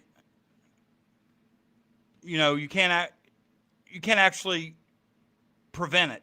But did you hear a couple times where the sound went off for a few seconds? So I didn't know if that was maybe the court doing it, Court TV, whoever. I don't know where Melanie streams from, but yeah, it was tough. Yeah, that's true. He does. But listen, he put on a closing argument today that I said, if I was ever in trouble and I needed a defense attorney, of course, I love Alan Jackson. I love David Giannetti. I love Bob Alisi. But the passion that Kevin Reddington showed today, man. Whoa, Patrick. Isn't just saying that in here going to get you in trouble too? Probably not just saying it once like that, but if I constantly said those terms over and over, and what happened was when you got a trial and 3 kids have been unalived, those words will be thrown around a lot within that trial. And she was streaming it, and I also heard, oh, he's so good. Deanne, Holly, those of you that you all may be familiar with this. I don't think anybody else in my chat is. I'm not done talking basketball yet, guys, so just give me a second. But some other content creators were streaming and sniping other people's streams without having permission from the court to stream it. And one of them was Mike Crawford of the Young Jerks. Mike Crawford, Young Jerks. And there was one other person that was basically just stream sniping. They weren't even on the screen talking about it. They were basically just showing it. And they're going to get in trouble for it. And I've heard that, I don't know if they'll take their channel down. I don't know what's going to happen. I'm not a big Mike Crawford fan, obviously, for obvious reasons. Me and Deanne probably wouldn't be in the same circles if one of us were Mike Crawford fans. That's kind of the word that a lot of creators have adopted, Jay. I'm not so sure it's still a word. Yeah, okay, Holly. Wasn't necessarily it was the words that were constantly being used in the content that, the unaliving, the weapons, the kind of the descriptions of what happened to the children. David, good seeing you. Stay hot. All right, I'm going to play this Doug Fahrenheit theme song, and then I'm going to be right back.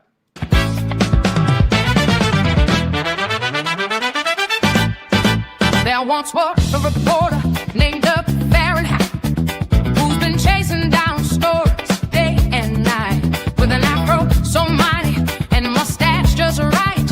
He grabs his microphone and says, "Stay hot tonight." He covered the courthouse, the weather, the crime, and swears he broke Watergate 3 separate times. The rookies bring smartphones, Doug brings a pen, then tells them how news was real news back then. So when Channel 9 needs a scoop on the spot, there's only one man who can give him the shot. He's seasoned, he's stylish, he's giving all he's got. Doug Fahrenheit, old school, bold school, and always stays high.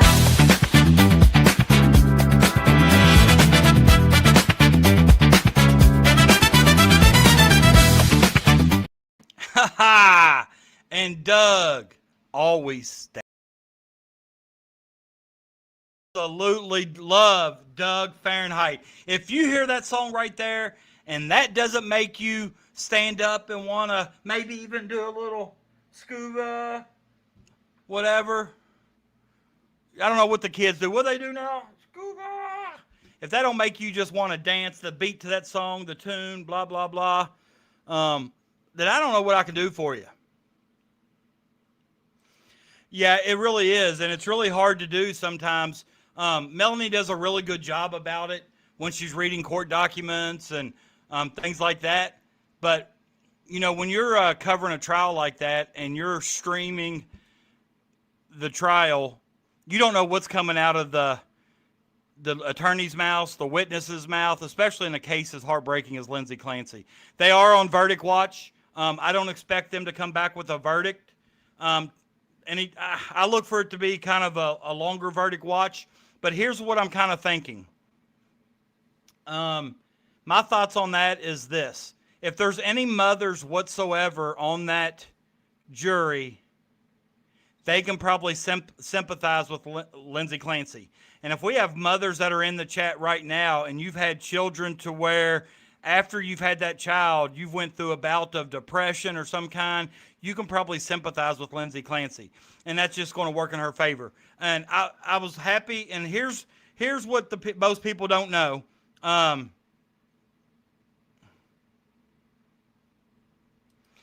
Hey, Deanna's from Washington State. She's not from Kentucky. She's not going to know anything about Woodford County. Sunday, when I bring Elizabeth on, Elizabeth will know about Woodford County possibly, not Deanne. Deanne's from Washington. She's a Gonzaga fan, she told us.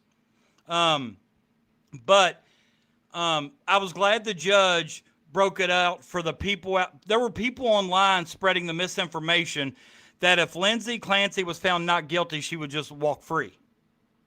That's not the case. She has pled guilty to murder, or pled guilty to the unaliving of her 3 children. What this trial is going to do is determine if she's guilty for criminally being responsible or criminally unresponsible or not responsible. I don't even know if unresponsible is a word. But if she's found not guilty, he said that she would go to a mental hospital, which some of the people in the chat were talking about the mental hospital. They lived in that area, and that mental hospital, they said it wasn't no spa. So she's not going to, I don't think she's going to see the light of day. But what the prosecutors did today was they changed the charge from the M word, red rum. They changed the charge from the red rum to second-degree manslaughter. So if they end up finding her guilty and say something like manslaughter, then she may serve some years and be out again. She is fairly young. But, love Baba Leslie. Les Boogie, that's right. It does make you want to get up and go. Hey, listen, Doug Fahrenheit won't get old. You said I needed a Webby. Talk to YouTube and tell them I need a Webby. It ain't an Emmy, but a Webby. Who isn't a big Bob Leslie fan? Look at Deanne dancing. Man, with their dress on. Do the mashed potato. What is that one? Wasn't that one the sprinkler or something? I wish I had enough space that I could stand up and I could do some 70 dance moves or whatever. As a school teacher, we have to chaperone some dances. And I taught middle school for 15 years. And now I'm at high school. But when I taught middle school for 15 years and I chaperoned the dances, some of these songs would come on that wasn't really old. And you would see the kids out on the floor and they'd be going, all those old dances they thought. Bob Alessi just, man, the way he would just, he was proving experts wrong. Man, it was so good.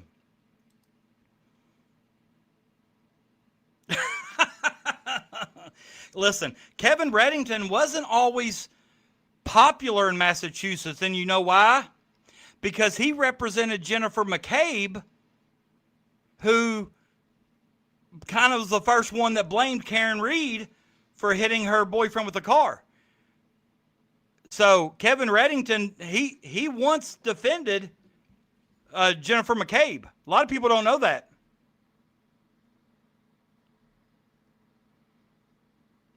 And I think that's what's going to happen, Brian. I think she's going. Hopefully, Oh, they are? Okay, they just added manslaughter. Okay. That's the prosecution's willing to add manslaughter. They know they didn't meet their burden of proof. That's what that means. Damn,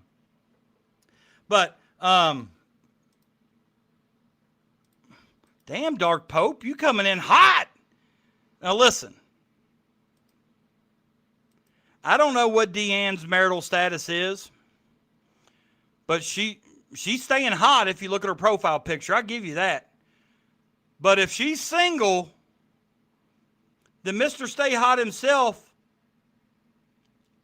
if he beats her in Words with Friends, I get to fly out to Washington for a date. But if she's married, I'm stepping away. I don't want that trouble. Oh, I can do that. I can probably make Doug Fahrenheit do the John Travolta dance on Saturday night. I'm not going to be able to do that tonight. That'd take a little bit of time. But, all right. Yes, that's right. Okay. I was wrong. Okay.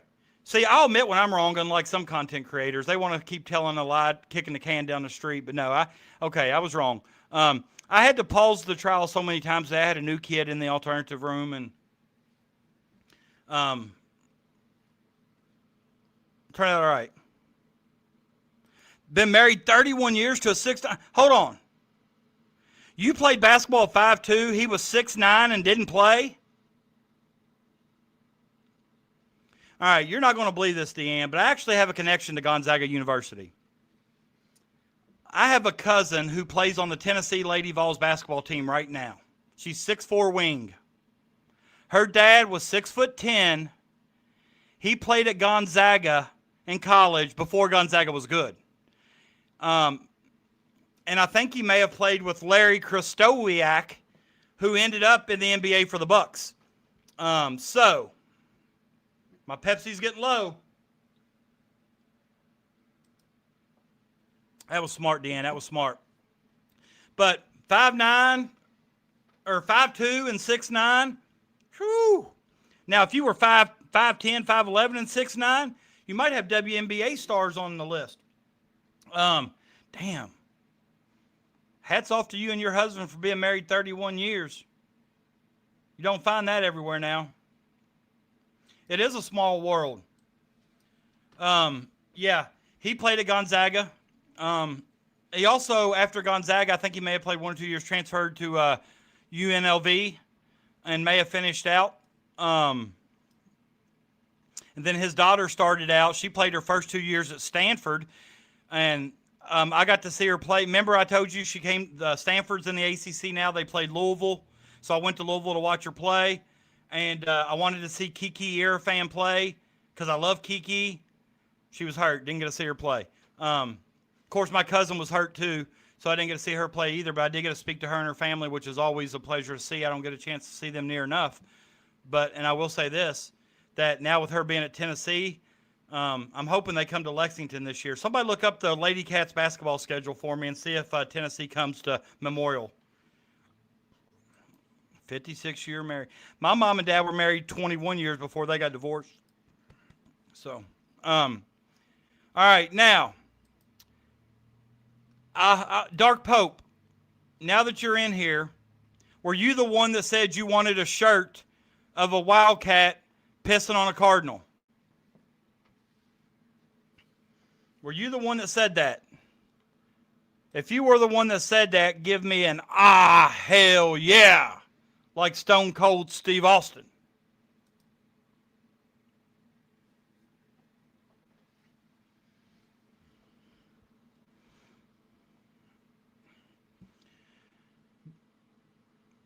"62 years this September." Well, you've had good role models then. You've had good role models in the True Love game. Were you the one that said last show you wanted me to make a T-shirt design of a Wildcat pissing on a Cardinal? I thought it was you. Maybe it wasn't. Okay, maybe I'm wrong. But anyways, I designed the shirt today.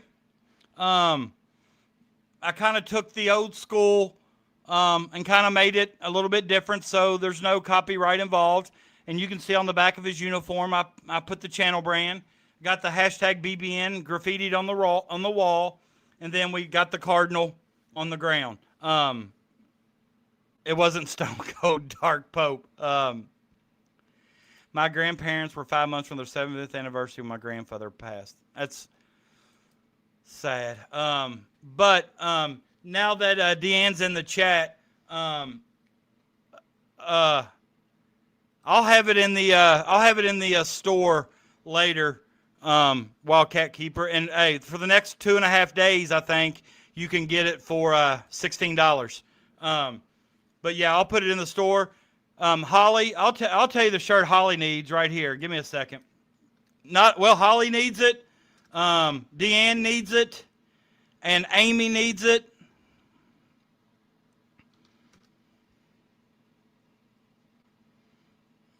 And if you look in the chat, my store should be pinned.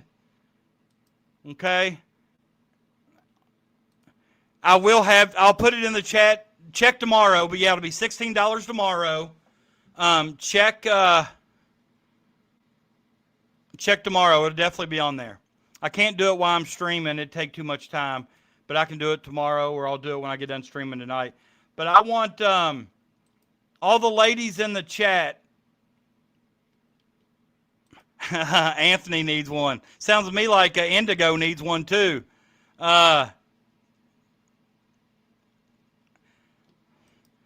If you buy that shirt, I will start the show off with a "Oh hell yeah" Stone Cold style. But hold on here a minute. I want to show the women the shirt that they need. I got to share my screen now that I found it.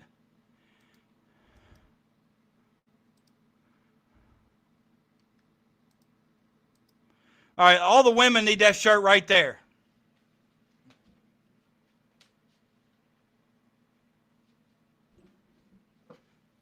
I got it right here. It's got the men cut, the women cut, different colors. That shirt that's on the screen, Amy, that's what you need right there. Stay hot. So when all the men look at you, you can be like, yeah, that's right. I stay hot. I stay hot. Yeah, I got it right here. Stay hot. String, not the piss string, Brian. But I would highly recommend, I don't know if you can see it on the screen or not, but this shirt right here is the extra soft. And it's got all the different colors up here, gray, black. You can even get navy, blue, red. You don't want red, that's Louisville. But Deanne can even get navy for her Gonzaga love. I thought that was the one you got, Amy. I wasn't for sure. The Stay Hot or the Stay Hot shirt or this shirt?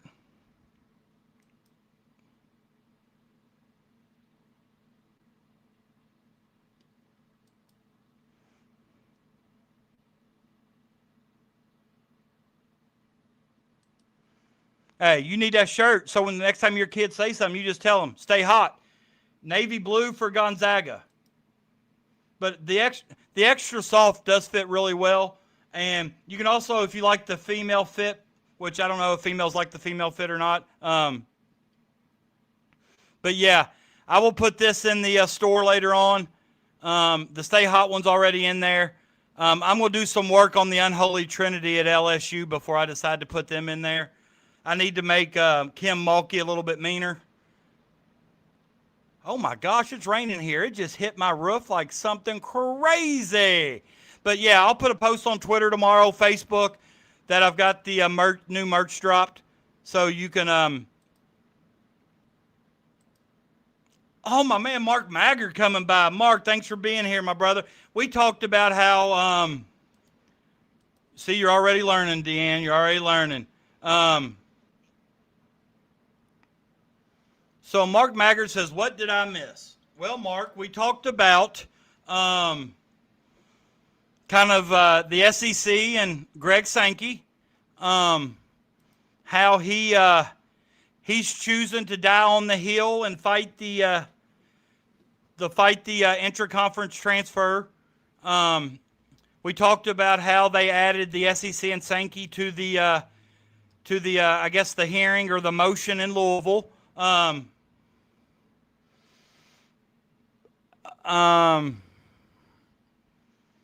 We talked about kind of what options do Kentucky have. We talked about how it seems like by adding Sankey and the SEC to the motion, I feel like Kentucky's probably going to fight back. I could do a free Mark Mitchell shirt. I could. But basically just the SEC memorandum where they said they were going to enforce the rule. They talked about how all the chancellors, presidents, ADs voted unanimously in 2023. They were going to enforce that. We talked about the hearing on Monday. And I don't know if you know the answer to this, Mark. You may. I don't know. Crash may know it. Somebody. But on Monday, if they hear the motion, there's probably not going to rule that day, right? Are they going to say by the end of the week like they have, like they did the last time? Or what exactly is it? What exactly, or when exactly can we maybe, I don't know, I want to say rule on it, but I don't know if that's the right terminology to use or not. Exactly, Brian. Hell of a time to start enforcing rules now when it's Kentucky. I'll tell you, Kat. Appreciate y'all.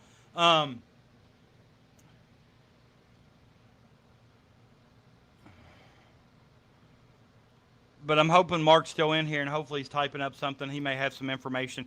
I can tell you what. Follow me, Man Boy, on Twitter. Mark does a good job of going back at those people that truly don't understand the ruling, the verbiage, the terminology,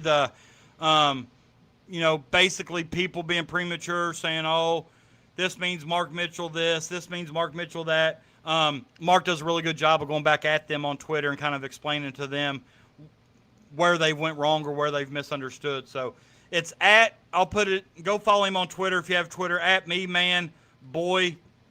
A lot of great information on Kentucky basketball as well as other things.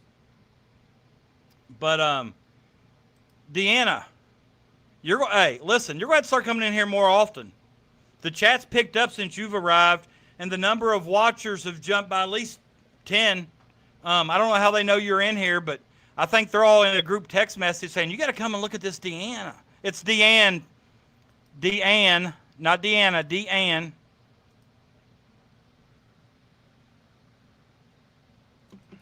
There you go. See what I mean, Deanne? You come in, you get the chat all riled up.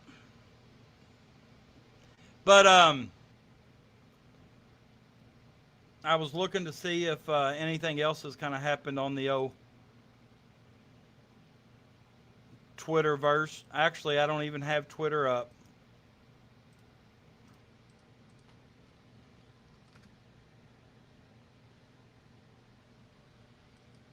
See, Deanne.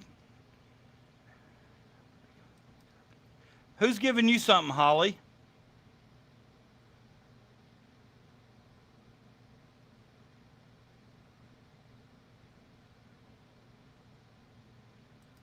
Don't run her out of here, old Wildcat. More people have come since she came in here.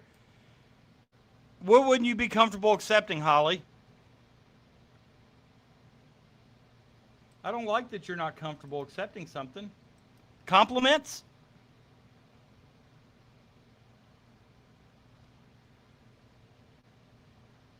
Or is old Wildcat trying to buy you a shirt?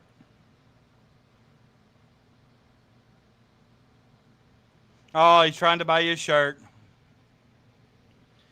Listen, it's tough, Deanne. It's tough. I'm not going to lie. It's tough in this chat as an attractive female. Ask Amy, ask Holly. They're usually the only two females that talk a lot in the chat, I think. There may be more that I'm missing, But I know we've had a couple females in the past come through here, but Amy and Holly are usually holding down this rough crowd by themselves. They're probably glad to have some help. I'm trying to look for something. Oh, I know what I'm trying to do. I'm trying to...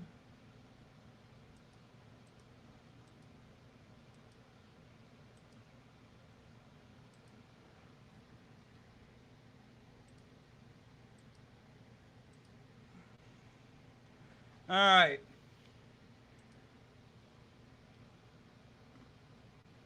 I can't always see who I gift. Now I can.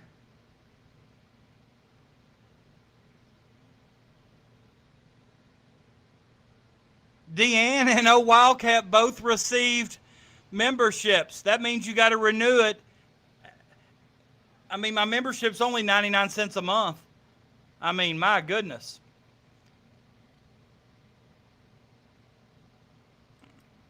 Absolutely.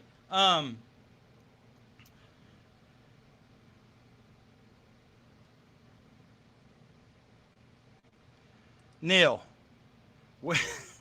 Ennis Freedom lost it. Ennis Freedom has lost it.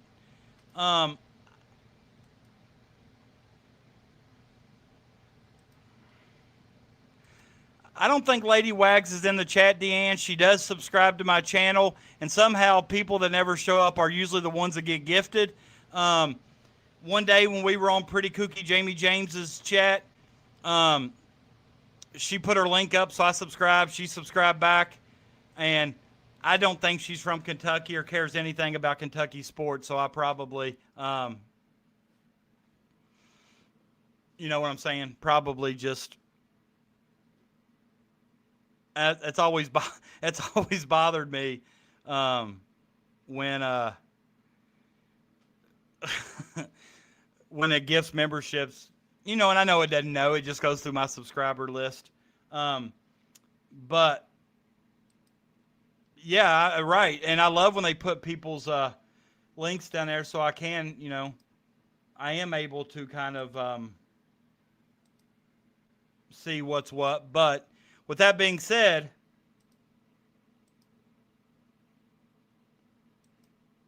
man, I'm getting big timed by Lance. Getting big timed.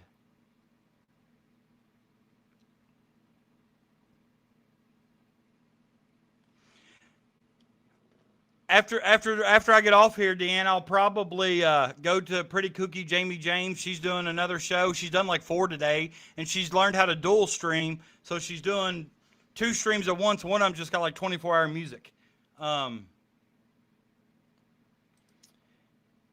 right, so I guess I don't know if Mark Maggart's still in here or not, but if he is, if he knows anything about the ruling in court case that we didn't cover, share.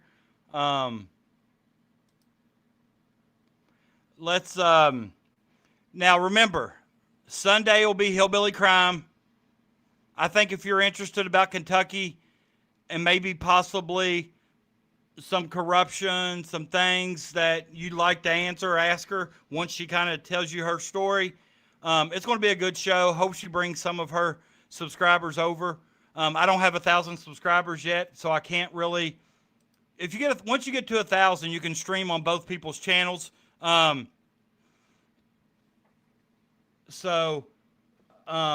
With that being said, if you're new here, please give me a subscribe. If you're not new here, but on your way in, you forgot to put your DNA on that like button, please go ahead and do so. We're a little light on the likes tonight. We got about 60 people in here through Twitter, Facebook, and YouTube, but only 21 likes. Make sure you like that. Appreciate you, Deanne. I forget, your time change is a lot different than ours, too. You're probably 3 hours behind us. It's only 7:30 there. So, appreciate you. Thanks for stopping by. My chat appreciates you stopping by as well. Hopefully, we'll see you the next time. Absolutely. Absolutely. I appreciate it. But, so, Sunday, we'll do Hillbilly Crime. I don't know how long she plans on staying on. She, you know, she does a show every night. So, I don't want to invade into her own show. Also, so that'll be Sunday. Then Monday, if we get positive news from the hearing, I will go live on Monday. If not, you'll probably see me again on Tuesday. And what my plan is next week, I plan on doing a scouting report on Youngstown State. I've been doing my research. Guys, I don't think Youngstown State's a pushover. Should we beat them? Yes. Should I think we beat them by multiple touchdowns? Yes. If we're trying to take us serious, but they got a quarterback, their whatever level they play in, is it FCS? Or I don't know what it is, but whatever. It's like equivalent to the Heisman. They got that. They got a really good running back. They got receivers. They got some defenders. They opened up tonight, and they were beating somebody, Mercyhurst, I think. I think they were beating them 21-3 or something to start. Wildcat. It comes out automatically if you join from YouTube. If you hit the little plus sign down in the chat box, you can hit join as a member. Other than that, don't worry about it. If you can't figure that out, it's no big deal. I know you're going to be here every week. I appreciate you. I appreciate you more, And if you're buying a shirt, I appreciate that as well. We definitely do. We don't want to give them any momentum. And what I'm saying by that is, from my research, if we play bad, I think they can hang around. I don't think it's one of these games where we can play bad and still send a statement. I listened to a Will Stein interview this week, and did you all see where they had another scrimmage, inter-squad scrimmage? Did you see what Will Stein had to say?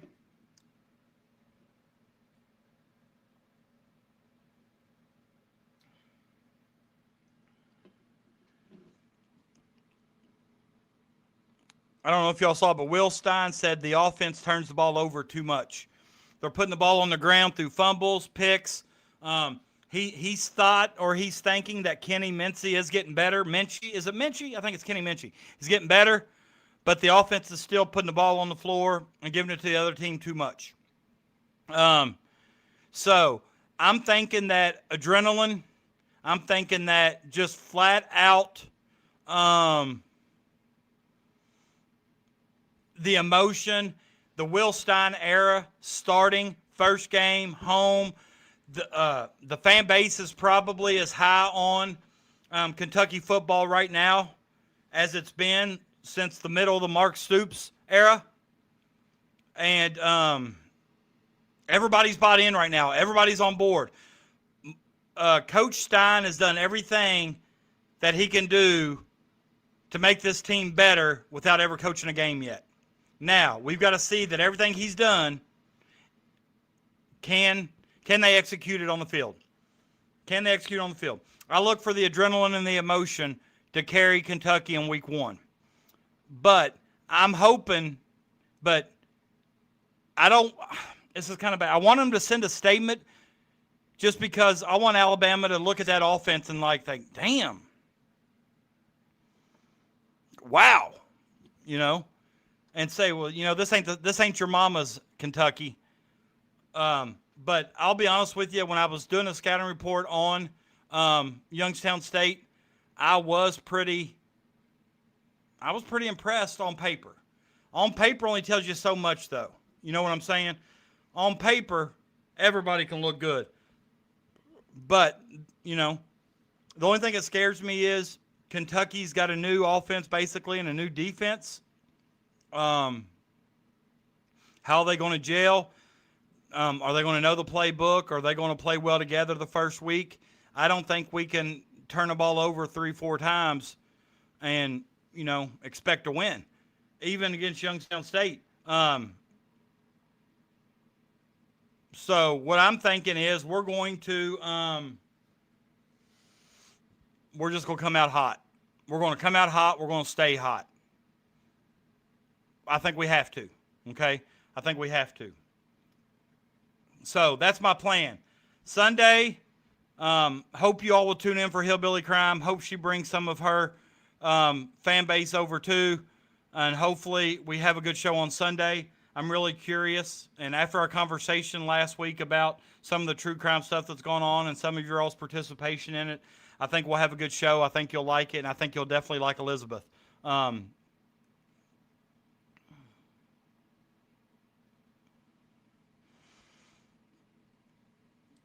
Wildcat, that's nice of you. I appreciate your kindness. I do. But very soon I'm going to have a gift, like a drawing or a giveaway for a free T-shirt of any choice that I'll buy myself that I can get. I'll probably do it for all members or something. If you're a member, I'll put your name in the wheel, and as a member, you automatically get an entrance. If anybody else wants the entrance, we can say it's $1. Get your name on the board. Then, we'll have a drawing, and whoever wins, I'll gift you a T-shirt. I will buy it and pay to ship it right to your house. The shirt of your choosing. But yeah, I'm going to put this one on later tonight. So if you check in the morning or sometime tomorrow, it'll be on there. I kind of like the Stay Hot on the back. I didn't want to put the Stay Hot logo on there because I just didn't think the colors looked real good. I love the BBN graffiti on the wall. So I kind of like the look on the Wildcat face. I kind of felt like that turned out great. The first couple that I played with was really, really dark. It was like a dark alley. It would have been hard to see on a black shirt, I think, just because it would have blended in. So I went ahead and made it a little bit lighter, and I thought it turned out really well. So I will put that on when the show's over. Absolutely, Holly. Kindness is free. We could all learn a lot. I try to do at least one kind thing every day for somebody that I don't normally see or do something for. I'm very big on paying it forward. It's kind of like I think the very first time I paid it forward, I kind of got bit. So with that being said, I paid for like $40 of breakfast, but I did it because I said I would do it. I didn't know they had a car full, but I felt so much better after doing it. You know what I'm saying? Didn't know the people. They didn't know me. So I pay it forward in the drive-thru, pay it forward with kindness, acts of love. Anthony says, I'm tuning in. What did I see? Anthony, I made you a shirt. I thought you'd want to purchase this and wear this to the Kentucky-Louisville game this year. So I made that just for you. We were talking earlier, and I think it was Holly and them. I think we were saying that if you showed up tonight, that this would probably be one shirt that I felt like you would buy. What? Listen, I got the impression last show that you were ready to join the winning side of a rivalry. I thought you were joining the winning side. I mean, if you want to call it a rivalry anymore, I mean, that's up to you. If not, I mean, it's your choice of words. I love Anthony. All right. Wildcat of the Mountains, man, you're the best. You are the best. I appreciate you.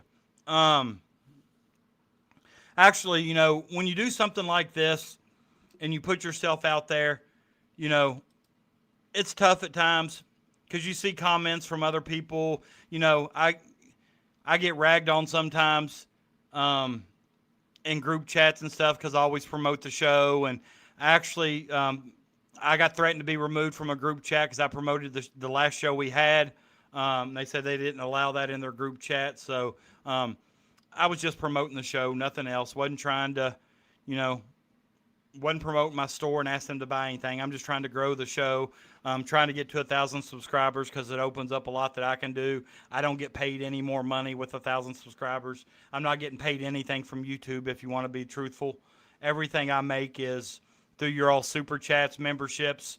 I have had a couple people hit my Venmo, which Venmo is always appreciated. I don't even have it up anymore, but Venmo is appreciated because I get all that money. Everything you all spend through memberships, super chats, things like that, YouTube gets 30%, which, we don't do it for that.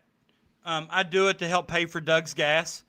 Doug travels a lot for me, so paying for his gas is a must. That was one of the stipulations we worked out, as giving him a Shell gas card.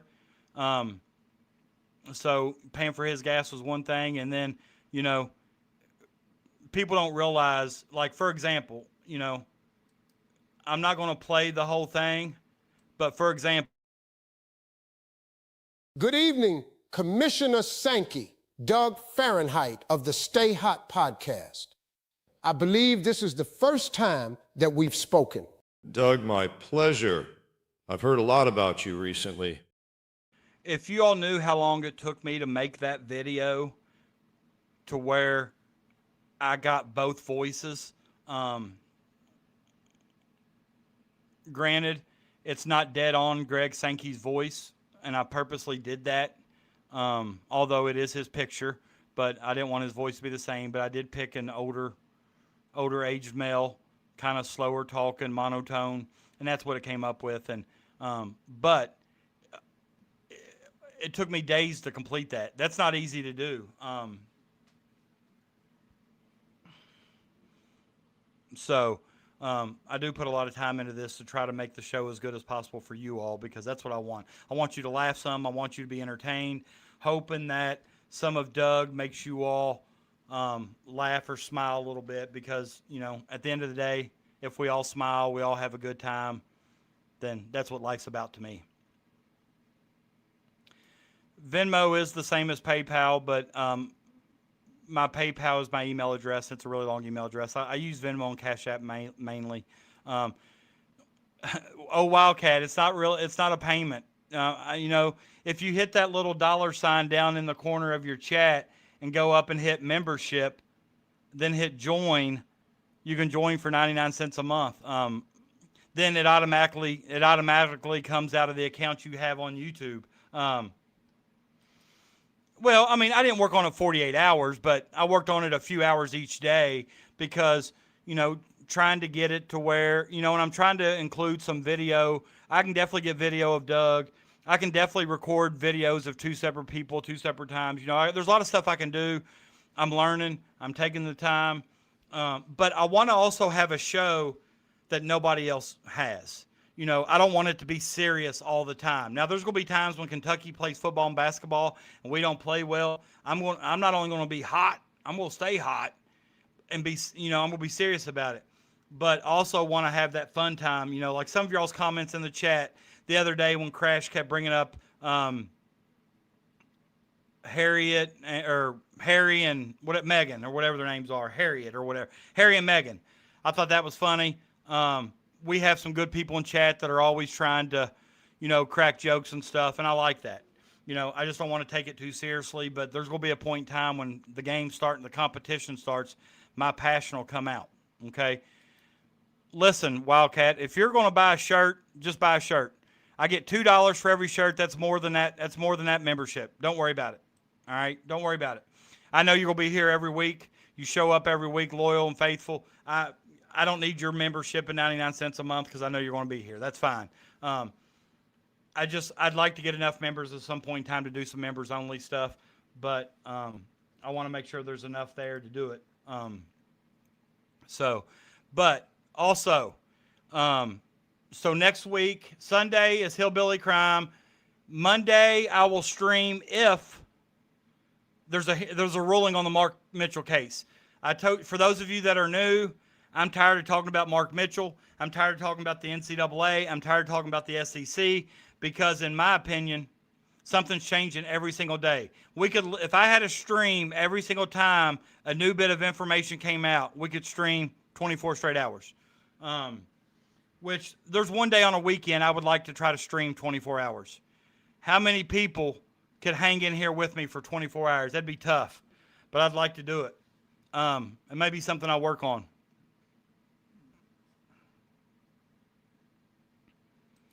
Hey, no problem. We're glad you're here. Glad you're here, Wildcat. Glad you're here. But there's a few people that have usually, Like, I was glad to see Donkfish back tonight. I've been talking to him through Twitter. I think he's been going through some things. He's been watching the show but not commenting. I was glad to see him comment. Glad to see Peanut and Icon here for some time. But, you know, there's a couple people that I miss seeing. And let me see something here real quick and see if it'll let me check. And I'll tell you who I'm talking about here in a minute if they...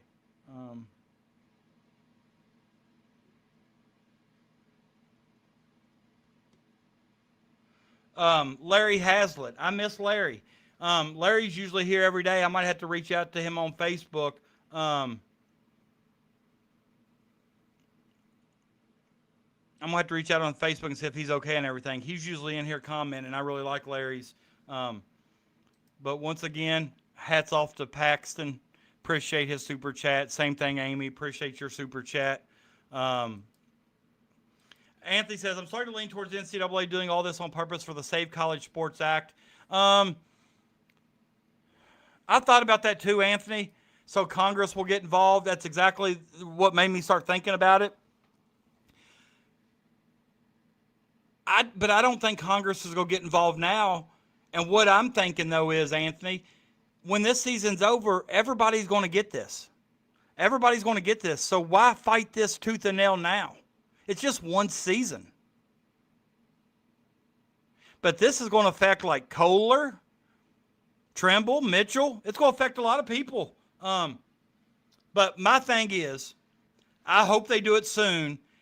It would be, I think it's crap now, but how unfair would it be to let these guys to start practicing with their teams to where, say, Kelsey, Pope, BYU's coach, Kevin Young, I think, those guys they're allowed to practice. They get in there, start practicing. They start working them into the rotation. I'm assuming that all three of those guys will start at their respective new schools. You start getting them in there, working them in, and then you pull them out and say, you know what? You're ineligible. I've not seen him comment, though, Wildcat. He's usually here every night. The last two shows, Larry hasn't commented. It just kind of worries me. I got him on my Facebook. I've messaged him on Facebook before. I'll reach out to him and I'll reach out to him while I'm thinking about it and make sure everything's okay.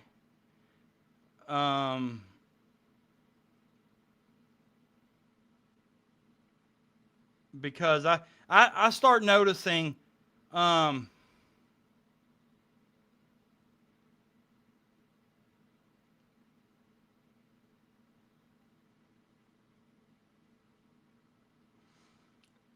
you're in here all the time and you're not in here for a while, I know if you don't come back a time, I notice. For example, like I still remember the family from, or that you know, the guy I'm talking about, so and so's family trip or family vacation or something. I miss him. I know a lot of people listen but don't get in the chat. You know, our numbers have fluctuated anywhere between 50 and 65 tonight. And if somebody leaves and comes back or whatever. But I still miss you guys when not everybody's here. Larry's replying back, so I'll see what he says, but I miss him when he ain't here. That's not his name, is it? It starts with an S. I can tell you because he's a member. Let me see here. He was one of the first ones to become a member. Stanley Family Trip. That's his name, Stanley Family Trip.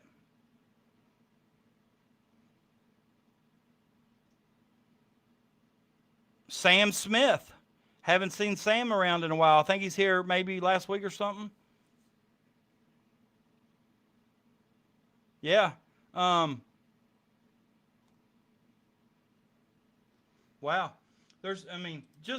Larry says, grandkids playing sports, thanks for checking, though.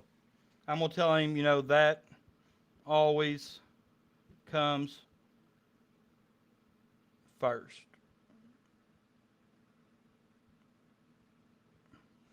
You know, and that's the thing.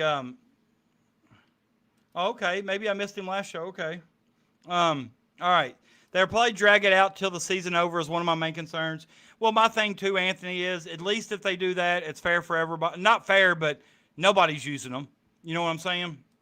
That's my thoughts. How come before and after classes get an extra year, but not this year's class?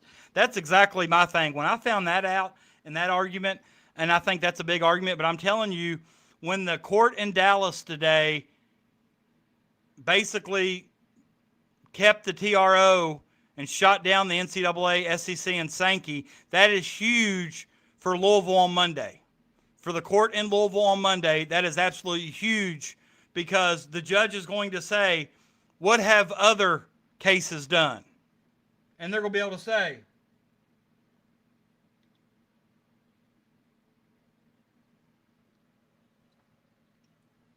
makes no sense to exclude them. I agree. Sorry, I didn't mean to put that up there.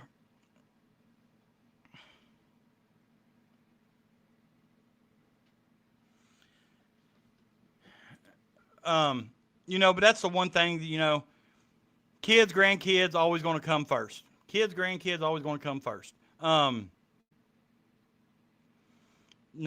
Stay Hot podcast, always going to be here. I'm not going anywhere. You guys that show up every week, I absolutely love, and appreciate y'all coming here. I'll be sitting at work sometimes just thinking about some of the things said on the show or in the chat and just chuckle and laugh. And it's almost like, I've got an aide that works in the class with me, and sometimes she'll just look at me really weird, like, what are you laughing at? And I'll just say, oh, nothing, I'm just thinking. But once again, the one thing that that you all could really do, and anytime you see me promote the show on social media, if you're on there, just please share it, because you all have a lot of friends that I probably don't have, that don't necessarily see the link that I share. So if you come across it, that's a free way of supporting me that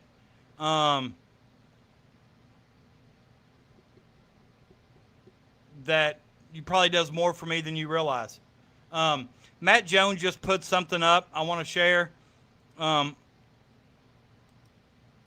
He's got a different portion of I'll make it bigger here.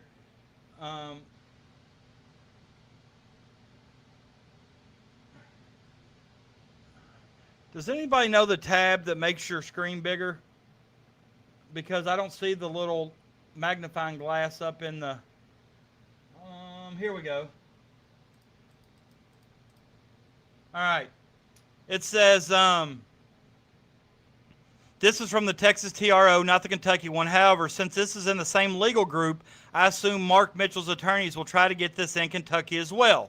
And he points out, defendants and their officers, agents, employees, representatives, successors, assigns, members, and all persons acting in concert or participation with them, including conferences, are further temporarily restrained and enjoined from enforcing NCAA bylaw 12.9.4.2, the rule of restitution, the ghost transfer rule, and or any SEC rule or proposed penalty against the plaintiffs, in any NCAA member institution or coach for which plaintiffs choose to compete, and any NCAA member institution or coach that competes against plaintiffs. I don't know about you all.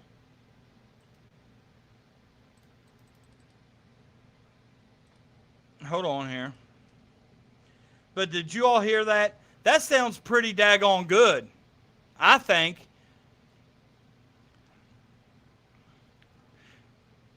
The defendants, who are the NCAA, basically, their attorneys, their lawyers, okay?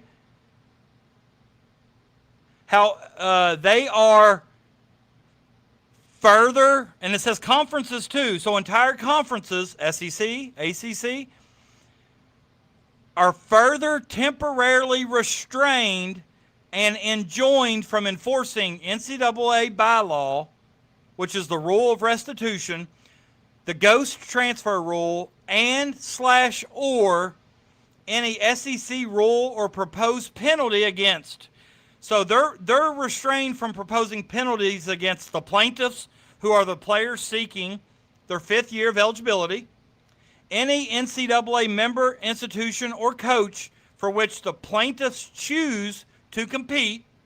So whatever teams these players choose to compete for cannot receive any penalty, and any NCAA member, institution, or coach that competes against the plaintiffs.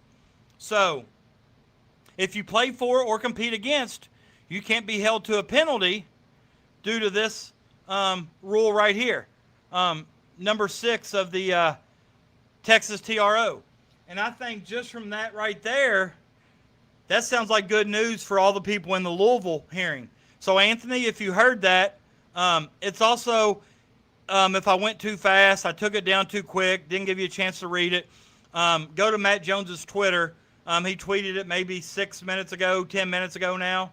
You'll be able to see that, and I think you'll like it.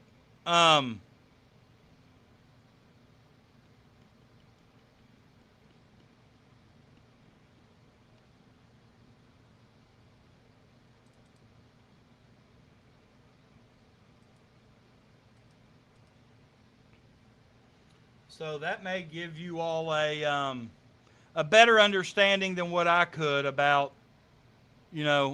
but from the verbiage, are you guys still here? I've never seen the chat dead this long.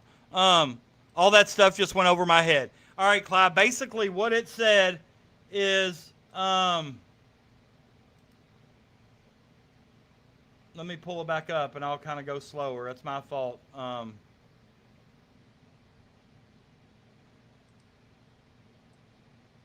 Okay. It said,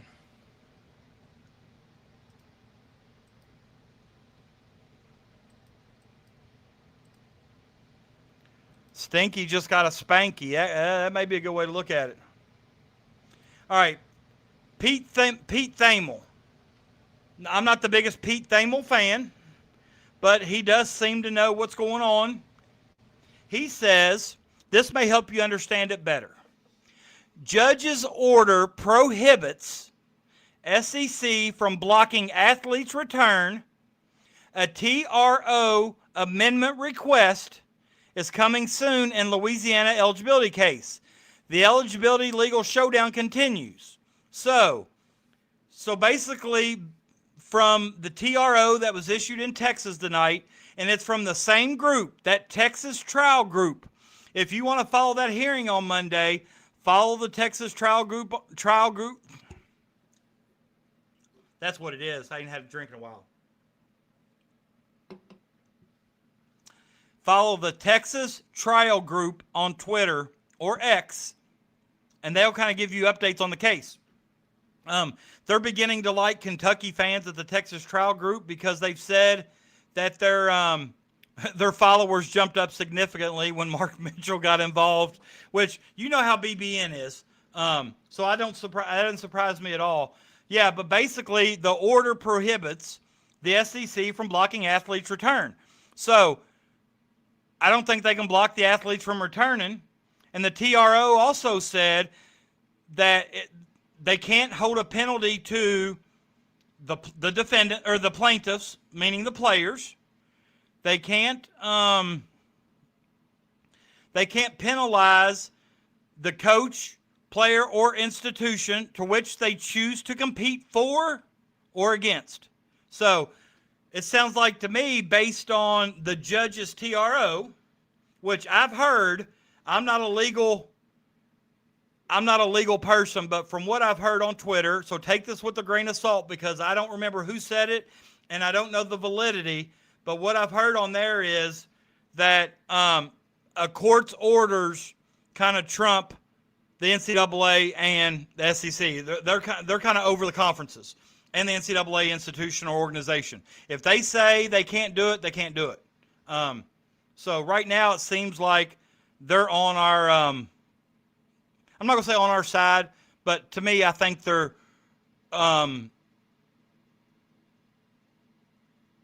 thinking this through reasonably, I would say. I write legal script for my job, and this is awesome. I hope so. I hope I did it justice. All right, and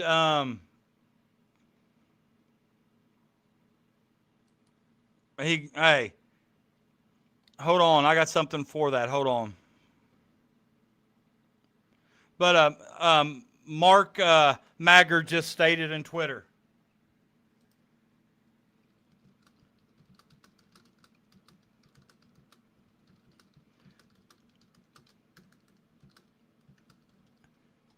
Here's what Mark Maggard said.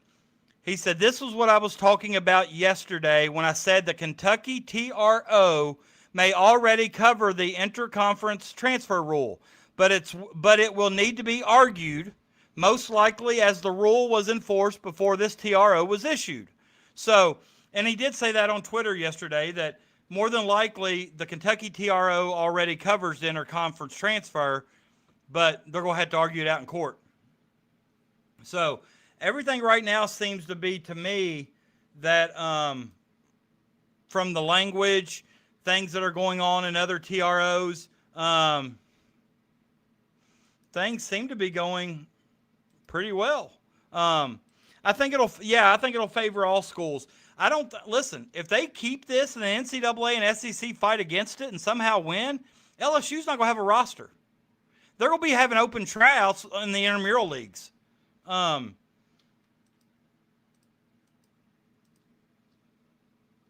got something for Holly right here. Hold on, I got to find it.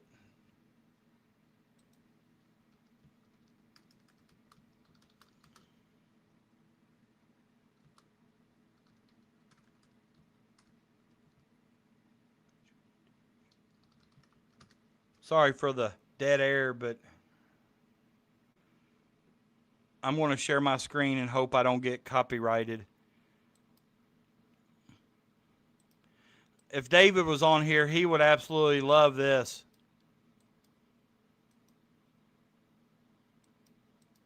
All right. I don't know if you're all wrestling fans, but this is Shawn Michaels and Triple H. A little blurry. Looks like it was recorded off the TV. I'll be honest with you, the WWE doesn't like their stuff recorded, so and this has been on for 16 years, so I feel safe about it.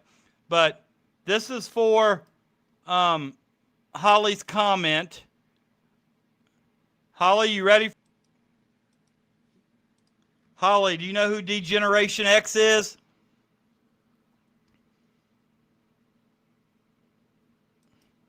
Holly, if you don't know who the Generation X is, they are a wrestling tag team from the Attitude Era of the WWE. That was the Heartbreak Kid, Shawn Michaels, Triple H, Hunter Hearst Helmsley. And if you couldn't understand them, they said, and if you're not down with that, we got 2 words for you. Suck it! So that kind of goes along with your comment about Sankey right here.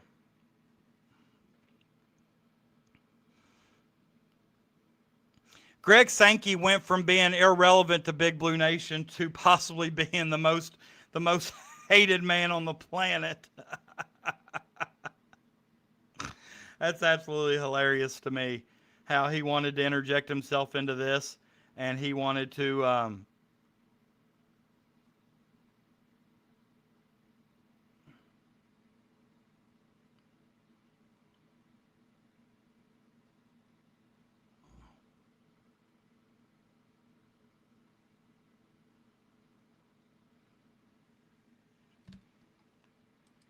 yeah, Sankey's already, I'm working on a Stay Hot Ops trading card for Sankey. I started it today. I'm not finished with it. Holly only knows the old school guys. Yeah, I just read it on here, Peanut Butter Posse. See, that's what you get for leaving the show. I just read it on here. I read it word for word. It looks to me like SEC's in trouble. The same trial group is going to fight the same one in Louisville that fought the one in Dallas. So, me too. Wasn't that awful? But I thought, since that it was so blurry and stuff, I thought I may not get flagged. Hey, you can listen and eat at the same time, Posse. You got a phone. You got a phone, brother. We don't make excuses here. We stay hot. We stay hot. It's hilarious, Keeper, but it's the truth. That footage was terrible. At least I've hooked Doug up with a 4K camera that can record, stuff in 4K.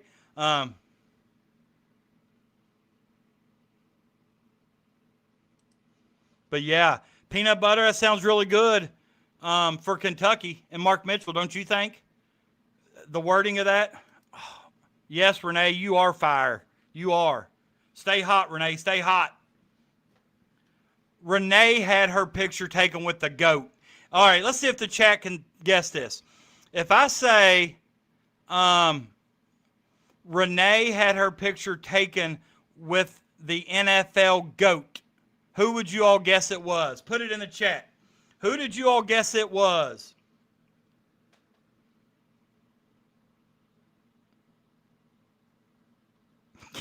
I bet it was too. All right, let's look. Jay says Brady. Who else do y'all think it is? If I say that she had her picture taken with the GOAT, we got another Tom. It would have to be Brady. I hate him, but I pretty well know what's coming on that. Definitely Tom. Oh, I better turn my sound down. All right.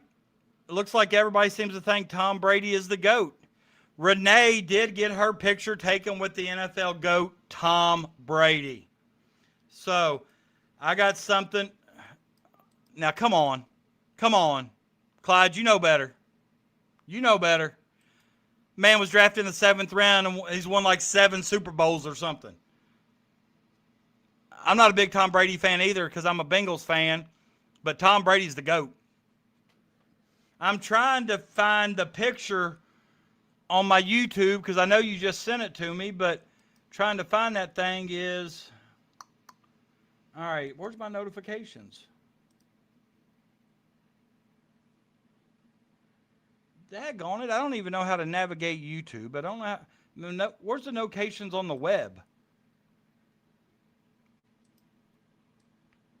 Maybe if I I'll go to Renee's channel. I'll go to Renee's channel. Maybe if I can find it. All right, let me at Renee FL.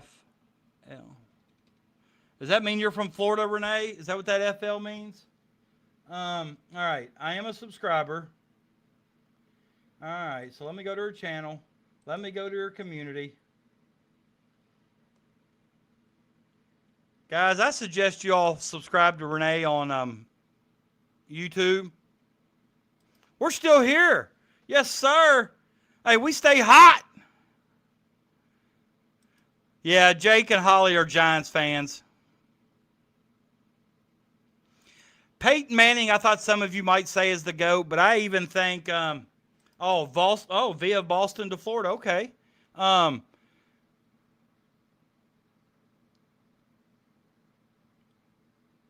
Right. Yeah, I understand the Belichick side of the debate. I do get it. All right, let me share my screen. Let me ask first. Renee, do you mind me sharing the picture of you and Tom Brady? I'll show you why here in a minute. Let me make sure Renee doesn't care if I share my screen. I don't want to share it if she doesn't want me to.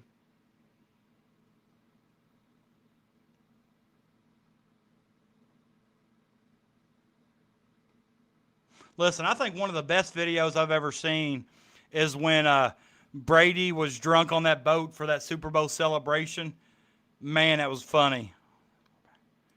That's arguable, but that's a little bit closer statement than being the GOAT.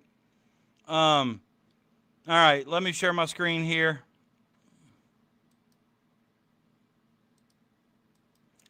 Before I share my screen, I'm just going to let you all know that Renee is in the right place because Renee has chosen to stay hot. All right, so her name's up in the top corner there, Renee FL1111. Let me make my screen a little bit bigger here. All right, there's the GOAT, Renee and the GOAT. TB12. Man. You know what I think's kind of great, or kind of, I don't know if I could say great, funny, whatever. Renee, I told you she's chosen to stay hot. But go give her a subscribe on YouTube. I've watched some of her shorts recently. Hopefully she'll go live. New York, you saw him in New York?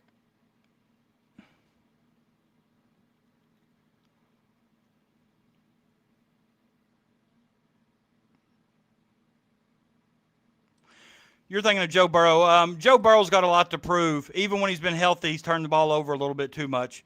She definitely stays hot. So, man, you travel a lot. Boston, Florida, New York. So you live permanently in Florida now?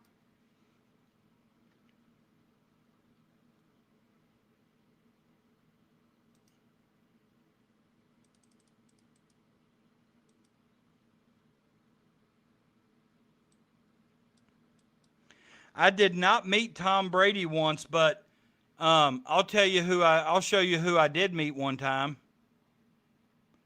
Okay, Florida now. Thank you for the shout. Hey, no problem. I appreciate you stopping in the chat and following. We're from Kentucky, and we talk a lot of Kentucky basketball. So we'll be talking some NFL though once it starts, but I'm sure you could give a shit less about Kentucky basketball. So I do appreciate you stopping in. I'll tell you who I've met that most people have not met.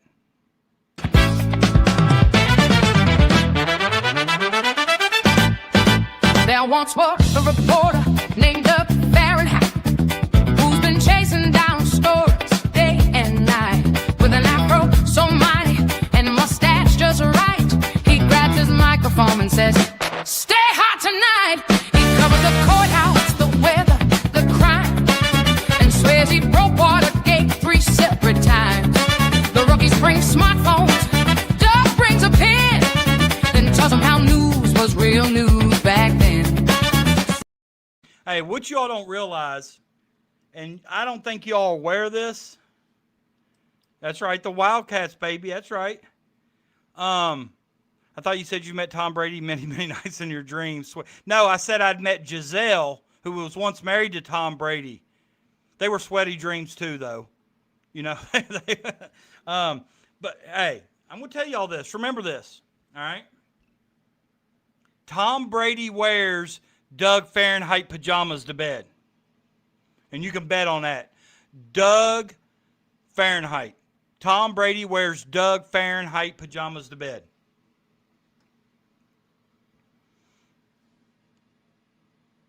Hey, Doug doesn't breathe. He just holds air hostage. You know, so yeah, she's met Tom Brady. Yeah, he's the GOAT. But I've met Doug Fahrenheit. Who wins?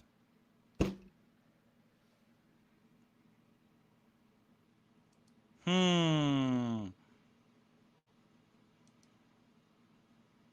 you talking about? The Bengals had no business being in that Super Bowl? Yeah, we really didn't. I mean, we came back from a big deficit against the Chiefs. Then we beat somebody else. Then we lost to the Rams in the Super Bowl. Oh, well, here's what I can tell y'all. If you want to talk about the most famous person I've met, I went to the same high school as George Clooney. If I saw George Clooney right now, he would say, "What's up, Patrick?" I know him. He knows me on a first-name basis. We played basketball together. And what a lot of people don't know about George Clooney is this. He actually tried out for the Cincinnati Reds and made it to the final cut. I can tell you a funny story about George. All right. Growing up in school, yeah, he went to my high school. His parents still live in my town. And I live in one of the smallest towns in Kentucky. His mom and dad are super sweet, 80 plus years old, still walk around town, walk their dogs. They're just super sweet people. When I was growing up, they'd pass out quarters for Halloween. I'd go back like 4 times and say, hell yeah, I got $1, baby. I'd change my costume, just go back and get a quarter.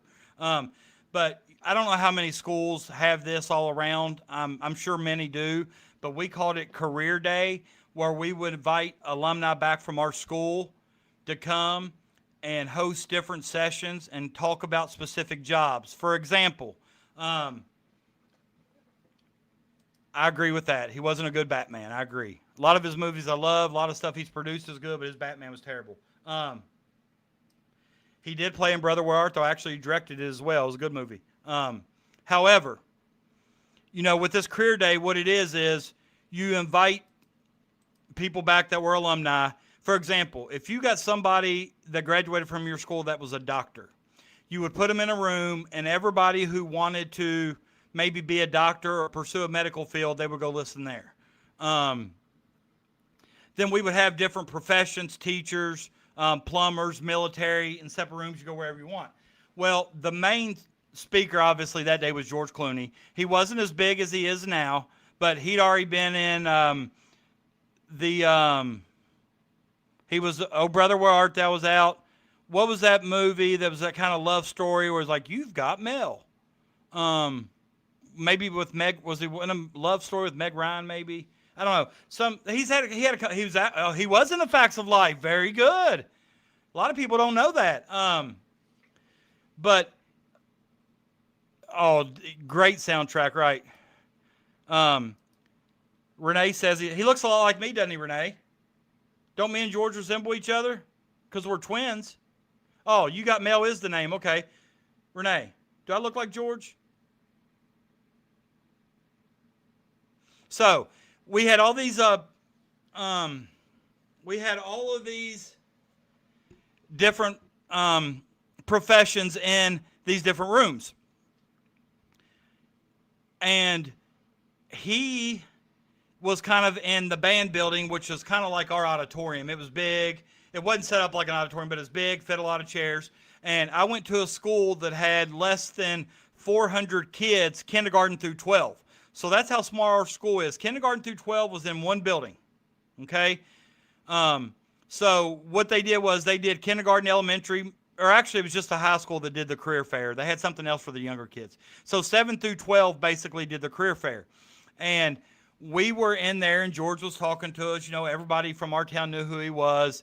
And he's an absolutely great guy. When he comes to town, he's visible. He's out in the community. He'll go to the local restaurants, support them, tip them well. Just a great all-around dude. Well, we had this smart aleck kid that was of course, you're full of smart aleck kids, but he wanted to try to one-up George. Okay, so George is talking, taking questions, and he takes the typical questions about, how you like doing this, where do you live now, do you make a lot of money, kids, blah, blah, blah. So, Renee, you didn't answer my question. Me and George are actually twins. My name's actually Patrick Clooney. We're actually twins. But, so, as he's saying all this stuff, answering all these questions, this smart aleck kind of in the back of the room raises his hand. Facts of life. So he raises his hand, and George calls on him and says, yes, sir, you got a question? Boy stands up and says, yeah. Isn't it true my dad used to beat you up every day after school? And then George just kind of shook his head like, yep. But what's he doing now? And just kind of left it at that. And the room just went silent. I was wanting to stand up and clap. He's like, yeah, he did. But what's he doing now? Kind of like, I'm making millions of damn dollars. What's your dad doing? And from that point on, nobody could tell me anything about George. I look a little like a Paul Newman and a lot like Shrek. I can't wait to get you on camera. I got Rick Pitino's autograph when I was 12, and I dropped a Sharpie. He said, don't lose that. It's a lot more valuable than my signature. The Boston accent, absolutely. And I follow a lot of people on YouTube from Boston, and I'm going to be honest with you. I found Renee in another chat that we were in. I subscribed to her. She subscribed to me. And But I started following all these people from Boston during the Karen Reed trial because it was happened in Boston, and all of these content creators were all from different parts of Massachusetts. And there's some from Massachusetts that don't have that Boston accent, but you know when you get to the people that are from Boston or nearby, water. Like the way they, oh, I could listen to it all night long. I absolutely love the Boston accent. So I've been following a lot of them and following their content when I don't even know half the people they're talking about, just to hear them talk. I'll tell y'all how famous I am. I'm real famous. Travis Perry is my cousin. Doesn't that make me famous? Hey, that's something to be proud of, man. Travis Perry from Lyon County. Yes, sir. Listen, Holly, the only thing that's kind of, I wish he would support our school a little bit more here. I think they've asked him to do some things, and I don't think he's always been real receptive of it, which I know he does a lot. I can't even begin to fathom how much money he probably gives out. I'd heard at one time, him and his wife, they have twins, which they live a pretty private life. His twins aren't in the public eye, which that's probably how I would be as well. But he's got a beautiful wife that comes with him sometimes. They bring their twins. They'll go down. We live right on the Ohio River. Like, I could spit 3 times from my front porch. I could spit 3 times and hit the Ohio River. I could take off running and cannonball. That's how close we live to the river. He'll take his kids down there, let them throw rocks in the river, things like that. So, man's a good, genuine dude. He really is. 100% you look like. That's right. Hey, guys, y'all hear that? She just called me sexy. She just called me sexy. She said George was sexy and we look 100% alike. Hey, sexy. Look like George. His wife is stunning. Very pretty. We are wicked smart. Do you have the Boston accent, Renee? I don't know if I could tell in some of your shorts.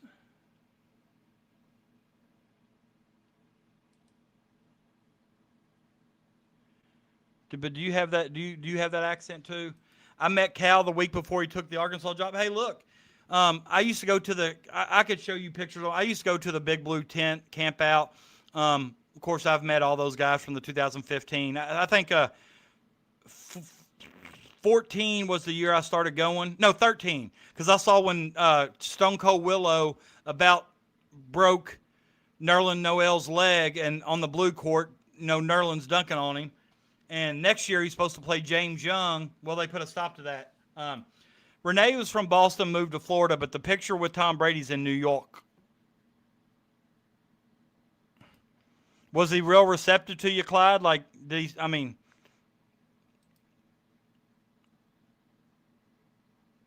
and honestly, Keeper, I can see why he felt that way, but with the way things happened last year with Lowe getting hurt, Travis would have played some big minutes last year, but there's no way he would have known about any injuries or whatever.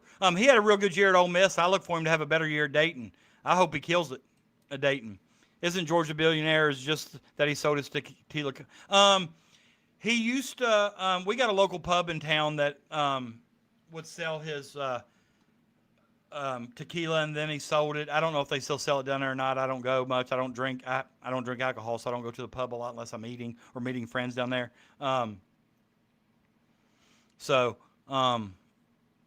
Billionaire. Let me ask. What is George Clooney's net?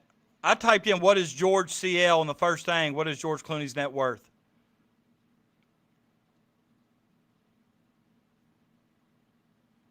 You really want to know? You really want to know what his net worth is? Oh, so only when you go to Boston. So you can turn it on and off like that. So when you go to Boston, you have the accent. That's cool. I'll tell you how famous I am. I'm friends with Holly. Hey, no judging here. Holly's famous. Hey, listen. When you all ain't here to start, there's people always asking, where's Holly? Where's Crash? Me too, Holly. I like kind of living off the grid. I don't mean geographically. I met Renee in another. It was actually I think I met her in maybe Pretty Cookie Jamie James's. Are you in there, Annie? Renee, Pretty Cookie Jamie James, or maybe it was another content creator. But Pretty Kooky Jamie James is actually from Louisville. But we follow a lot of the same Boston content creators because of the Karen Reed trial and now the Lindsay Clancy trial, and that's in Massachusetts too. And then they had the Kelsey Fitzsimmons trial. That was bullcrap too.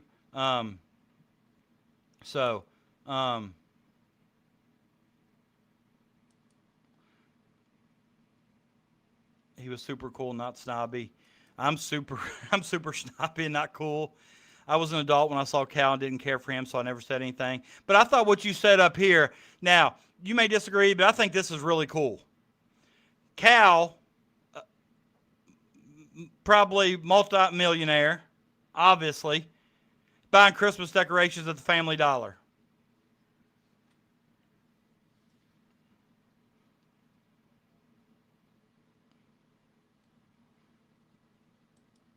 You've met Karen Reed?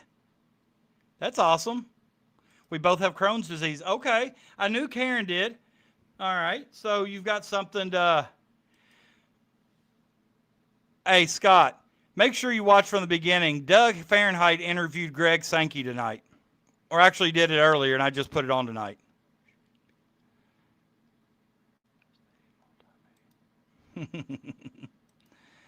Okay. I just wondered how visible Karen Reed was now after the trial. She's going to be one rich woman once it's all said and done. Oh, to hear the way Proctor and those guys talked about her in group text and her to sit there on trial and just take it. Damn, you talk about a strong individual. And now she's having to deal with it all again in those civil trials. She was found not guilty of murder, Red Rum, sorry. She was found not guilty, but now they're suing her in a wrongful death suit? There's no way they can win that. Proctor. Yeah. Well, so is Buchanan and all those guys. Oh, Doug's rocking tonight. He's balling on a budget. Coach, when are you going to have Hillbilly on? I love her. Hey, she's coming on Sunday. She's coming on Sunday, man. Got a hold of her. She'll be here on Sunday, starting at 8:30. She's going to talk about the crime going on in Kentucky right now. Yeah, I couldn't believe, but I absolutely loved Alan Jackson making him read it out loud. Oh, that had to be somewhat just devastating and embarrassment. Corrupt. Hey, that's what every trial that I've watched in Massachusetts seemed to have corrupt law enforcement. Even in the Lindsay Clancy case, there were some things that I thought were kind of crazy. Alan Jackson, Bob Alisi, yeah, David Giannetti. But listen, okay, somebody asked about if George Clooney was a billionaire. This is funny right here. This is funny.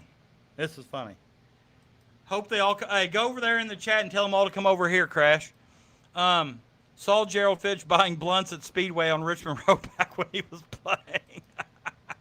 No wonder Fitch played so well. George Clooney's net worth, $500 million. $500 million. His wife's name is Amal, but a lot of that, it says, here you go, Crash, I think you asked. Although George Clooney has earned hundreds of millions of dollars through acting, directing, producing, and endorsements, the largest single payday of his career came when the sale of Casamigos Tequila. Clooney and his partner sold the company to Diageo in a deal worth as much as $1 billion. So, yeah. Yeah, but, I mean, it's fine if you were, but if you know it just ended, go over and tell them. Oh, Clooney also became famous from playing Dr. Ross on ER. We didn't say ER.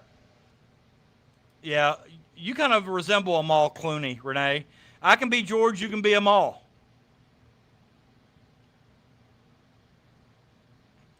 Yeah, and hey, listen, I hate being on the same time as Big Mike because Big Mike's probably my favorite creator that I've met in person, talked to, and just his passion for Kentucky. But more importantly, what stuck out to me is his genuine passion for people. He had tears in his eyes. He got emotional thanking everybody for coming to watch his live show. And I wouldn't drive 2 hours to watch many people's live show, but I knew I wasn't going to miss Big Mike's. All right. Did you see? So do you follow like Arkansas Bestie, Video Jesus? Do you follow those guys, or do you more follow Jessica Machado, J7? Because if you follow Arkansas Bestie and Video Jesus, who's Abby, go look at the wedding announcement they put on YouTube the other day. We can do something like that. We'll have an internet wedding. I forgot the guy's name now, but I saw the Creighton transfer at Walmart. Oh, was that Davion Mintz? Was that Davion Mintz? Big Mike is a great guy, man. If you guys are on at the same time, I usually swap. And that's fine. Listen, you can always come back and watch the replay. You can I appreciate you, Keeper. I know you've been here. I appreciate that. I see when you got mad at me, you canceled your membership. I see it. But hey, I appreciate you being here, brother. I'm glad you're doing better. Just having you in the chat makes everything better. I don't like how smooth Renee handles the comments in the chat. Listen, Renee and Deanne, they both came in hot. You watched JFK? Maybe that's where I saw you. I watched JFK, but I like JFK. I love how he sets his show up. With the plane going up 39,000 feet in a flight deck. I love, hey, Kevy Kev. Okay. So is that really the only content creator you watch from Boston is JFK? I heard Mark Stanky's wife's middle name. I heard Mark Stanky. I'm confused here. Listen, I know Eric Daniels personally. He coaches high school girls basketball now. I can't remember if he's at Dunbar or Woodford. But Eric Daniels went to Princeton High School in Cincinnati, Ohio, and my uncle taught at Princeton. So my uncle taught 37 plus years at Princeton, so I kind of knew about Eric Daniels, and for that reason, he is one of my favorite Kentucky basketball players. Kind of the connection. You know who else went to Princeton? Carmen Electra. Tell me that's a name you ain't heard in a long, long time. Tara Patrick is her real name, Carmen Electra. Who else? Oh, come on. James Jackson to me is part of JFK. You listen to LTL Mike Crawford? Renee, I don't know. Renee's coming in to support me because she follows, but she said Wildcats is cool or something. So,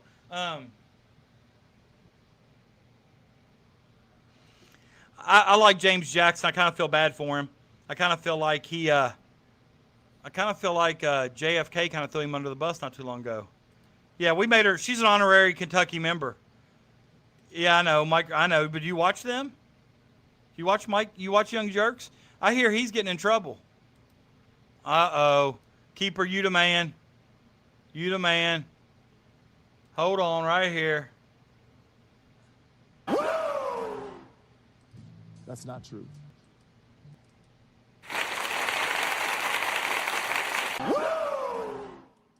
Little Ric Flair. Believe me, I know who those guys are. I watch enough of Turtle Boy listen, I watch J7 and Machado for the crash outs. I'm not on their side, but I watch them because I love to watch them crash out. J7 went nasty at me in the comments not too long ago on her show because she saw me commenting in Arkansas Besties. Uh-oh. Captain Crash needs a clarification on your Kentucky Wildcat stance, Renee, before he endorses it. Yeah, I love the lawyer, Melanie Little, I absolutely love. I guess you don't watch The Broken Baker if you watch JFK. You're better off for not following the drama, but I'm not gonna lie. There's a lot of nights I sit back and just laugh, Renee. I sit back and just laugh. Absolutely love it.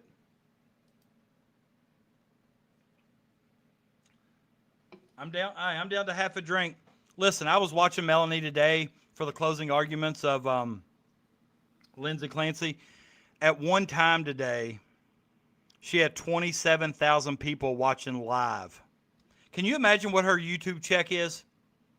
Her YouTube check monthly, 27,000 live viewers. Clarification, I love you guys. I love the show, and I'm going to try my hardest not to run out on my medication against you, man. Sad but true. It's not easy being bipolar. But listen, I get it. Hey, if you ever feel like that, step out, take you a time out. I get it. I get it. We're always going to be here. I don't like all the doxing of people in real life, saying their names, calling their jobs. That's BS. That's BS. I did get a super chat on Melanie's show today. I'll do the little Kevy Kev. Yeah, I know. I took a picture of me popping up on Melanie's show, and I sent it to Holly because Holly told me she was also watching Melanie. Actually, I've sent her several super chats, and she's not always put every one of them on. She's put a couple on before, but I was kind of shocked because I love the fact that, she took a stance. I asked her if she was a juror, which way would she vote. I'm watching the Kentucky Elite Eight game versus Notre Dame. Oh, that was a good game. Is that with the Harrisons, 2015? Listen, man. Hey, keeper. It's done. It's over. We know it. Hey, listen. We got you. Love Kevy. The new thing that he's doing with the papers and telling Kevy Kev to write it down, and he's got that fluffy thing on his pen. And Jay Brill, they all compliment each other well. I absolutely love it. But if you want to know the truth, JFK runs a good show.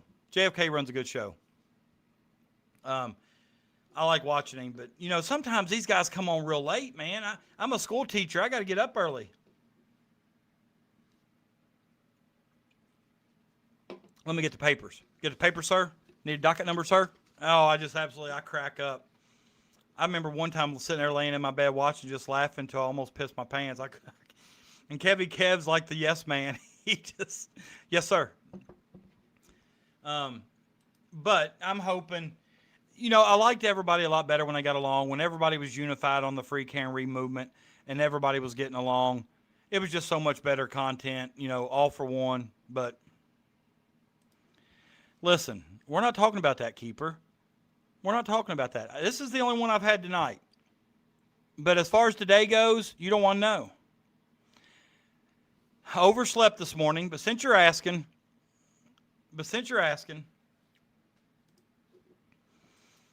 I'm always honest with my people. But listen, you can't tell my kids if they're watching, all right? So I got 3 daughters.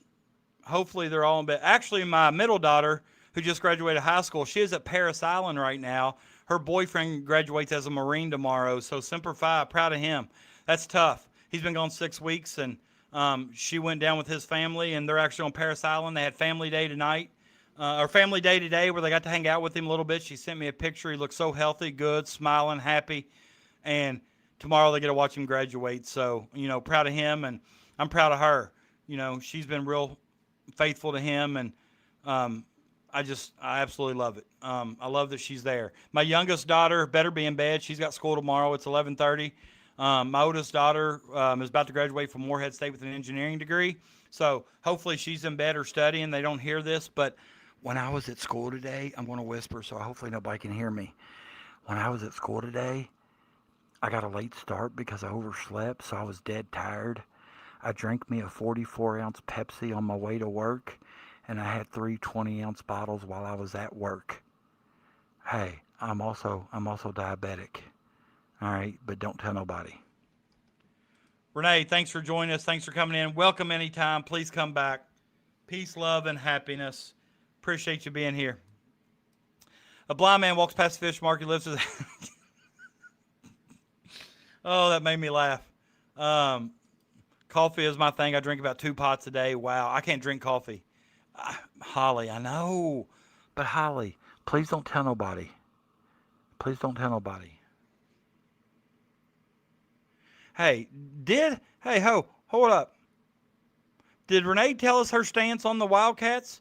Is she going to be an honorary Kentucky Wildcat? Is she going to be an honorary Stay Hot?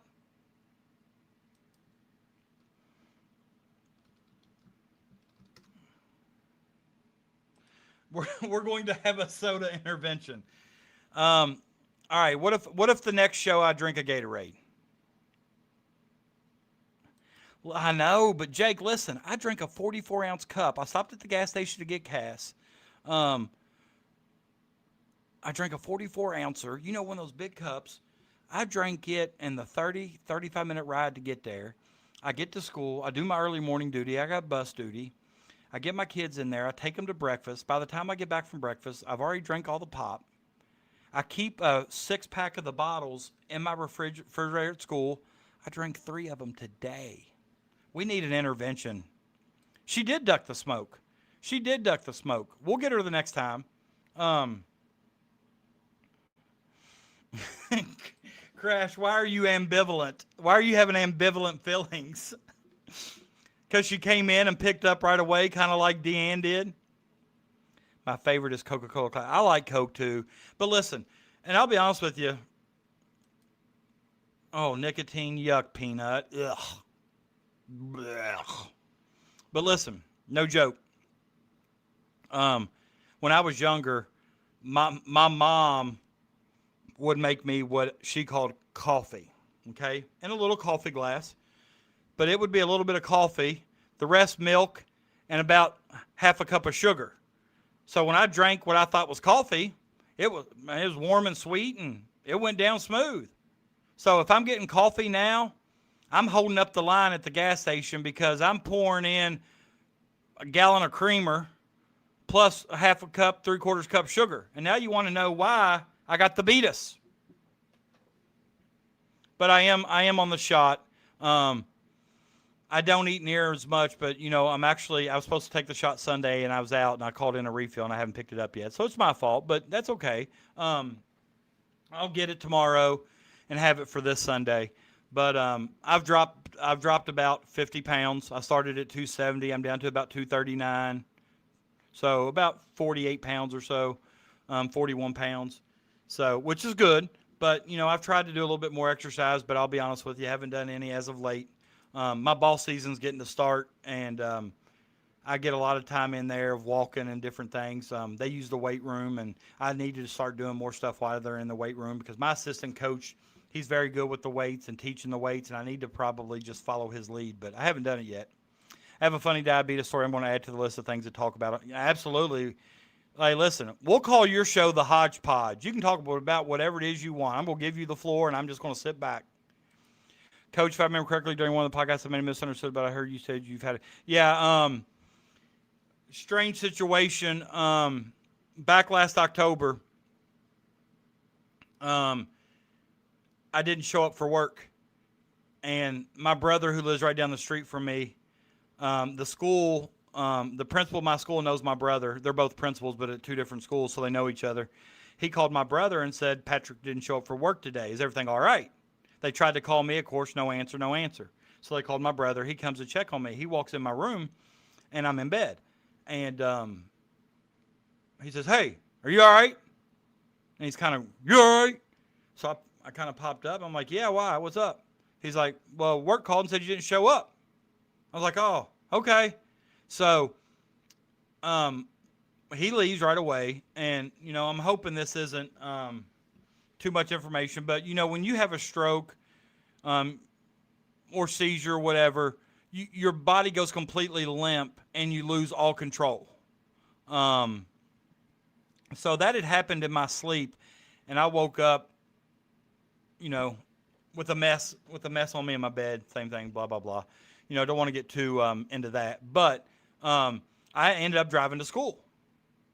As I got out of my car, I made it to school safely somehow. I have no idea, because if you saw the roads I had to travel to school, there's times I'm driving safe, no phone, looking at the road, and it's still a struggle sometimes. For example, it's like 19 miles, but it takes me 35 minutes to get there, if that gives you an idea of what kind of road I have to travel. So I go to walk into school, and my nurse is in the office. And she looks at me. My shoes are untied. My shirt's untucked. My belt's undone. I guess I just look like a total hot mess. And she says, are you all right? And I was like, yeah, I overslept. she said she asked me another question, and my answer was totally off the wall. It didn't make sense to the question she asked. She takes me back into her office. Now I don't remember any of this. This is just what they've told me. They took me back into her office. She knew I was diabetic, so she took my blood sugar. I don't remember what the number was. Took my blood pressure. It was sky high. And while the time they're trying to talk to me, and every time they'd ask me a question, I would say, Casey Anthony is guilty. She's walking free, but she was guilty. And I had just watched the Casey Anthony trial, so it was. It already happened, but I was rewatching it. It wasn't like it was live, but I was going back and rewatching it, kind of like I did the OJ trial. And so I guess Casey Anthony was fresh on my mind. So every time they asked me a question, I'd answer Casey Anthony or something related to that trial.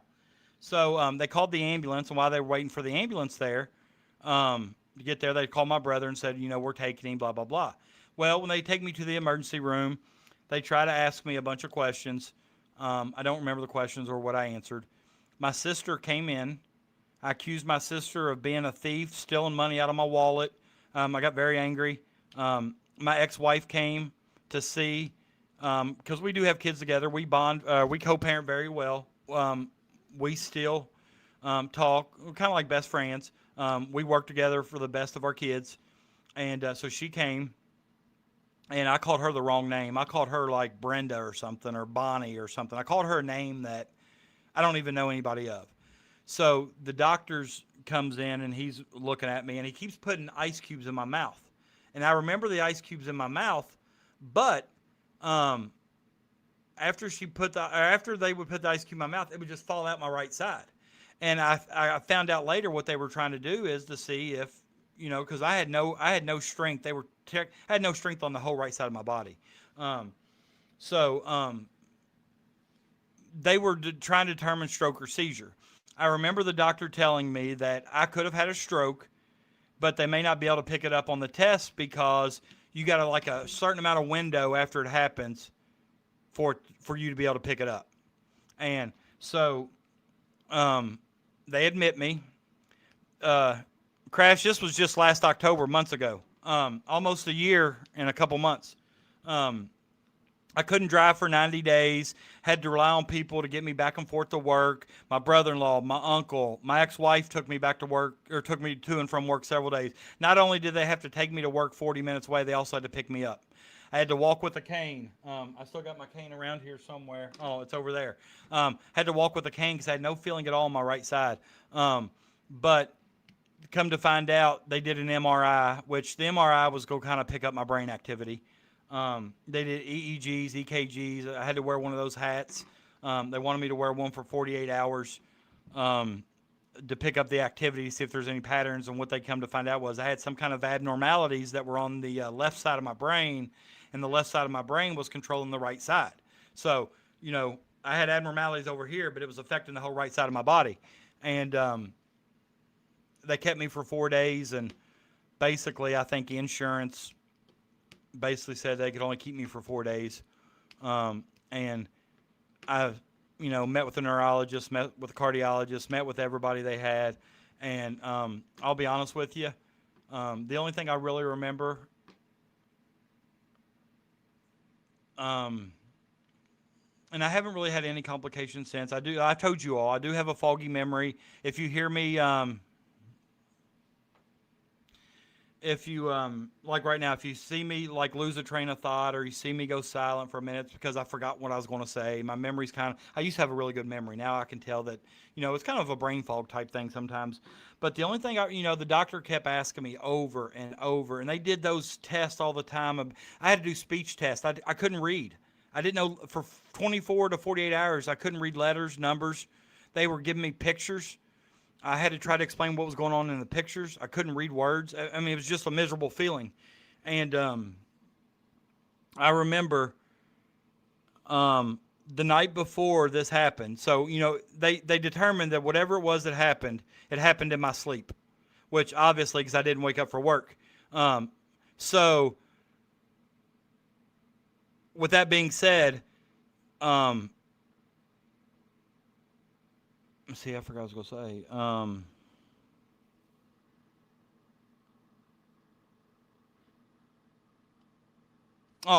So with that being said, it's like I had to. The Kentucky law is they didn't know if I really had a stroke or seizure, based on they couldn't really do the test for seizure because they didn't know when it actually happened in my sleep. But I didn't get there till probably 9:30 in the morning.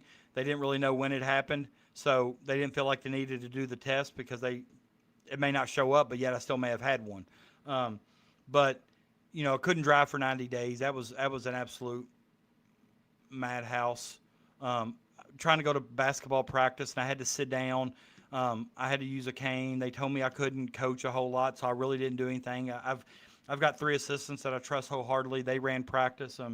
I didn't end up missing any games because our first games wasn't until December. But I haven't really had. I've been fortunate. They said before I left that they can't really tell me if it's something that'll happen again. But the night before, and this is the only thing I could tell them. We had, I think we had 5 to 7 practice time, which is rare for us because we have 2 gyms.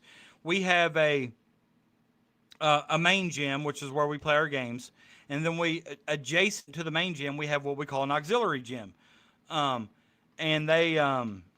so we were in the auxiliary gym, but the cheerleaders actually had practice before us. So we went late that day. They went 3:30 to 5. We went 5 to 7. And I remember driving home that night, and I had the biggest headache in the back of my neck.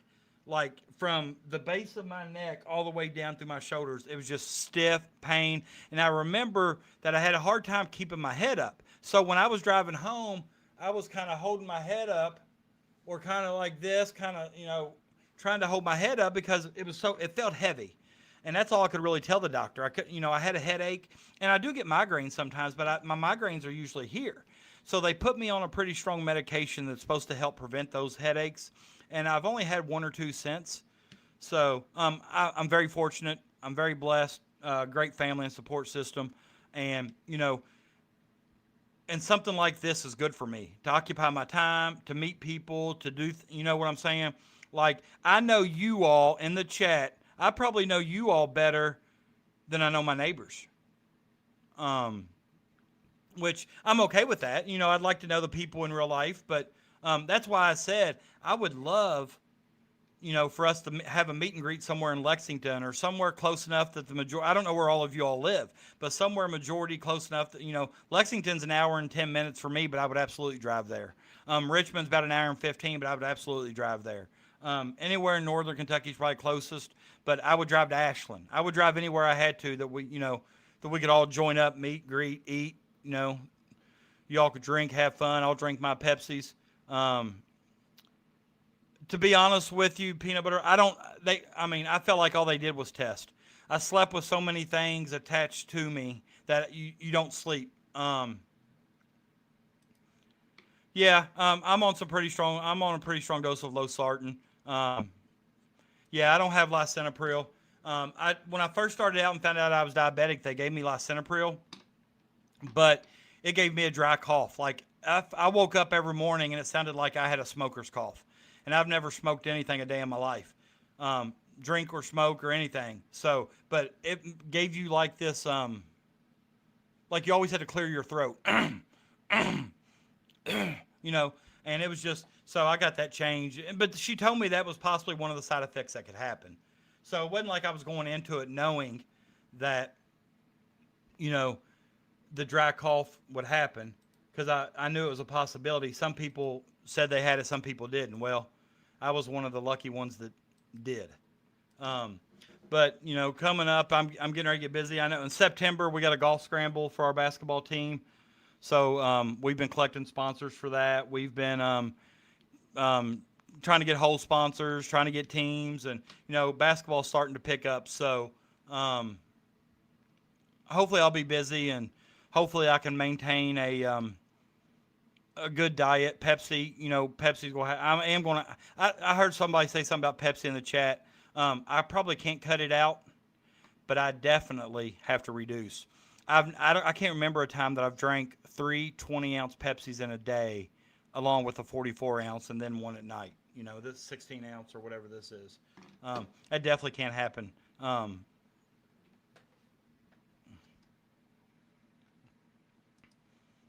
Hate to hear that, Wildcat.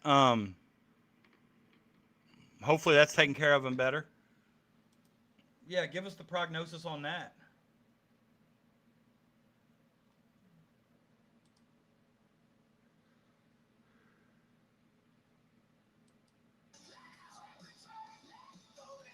Can you all hear that music just by chance?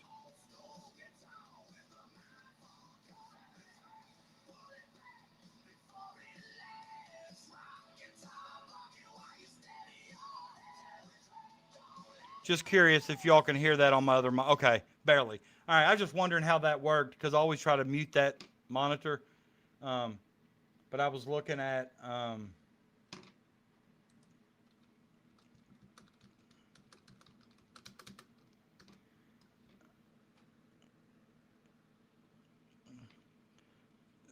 the lady that was the Pretty Kooky Jamie James, and she does that's her YouTube name, Pretty Kooky Jamie James. She's actually from Louisville, Kentucky, and I didn't know that when I started following her. I just heard her say it one night, and she does a lot of graphics and video editing and graphic design and stuff for a lot of the big YouTubers.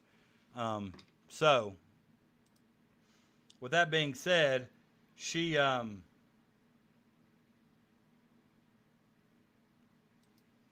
from Kentucky, but she has a lot of connections with that Boston group, and that's where I met a lot of them in her chat. But yeah, she's a good person.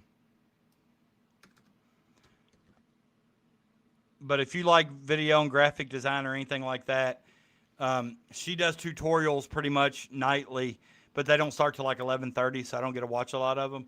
She does tutorials through Canva. If you like Canva, she does a lot of AI tutorials.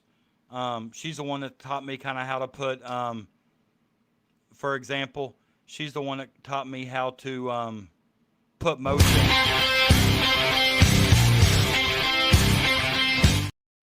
So, you know, and that, you know, that's just watching through her. But maybe if we can all get together sometime, which I would absolutely love. Y'all don't know how much that would mean to me if we could all get together. I wish I had the equipment to do a live show, but I wouldn't even know where to begin on something like that. I'd have to pack up my whole equipment and rely on a Wi-Fi or something, and that's just crazy. But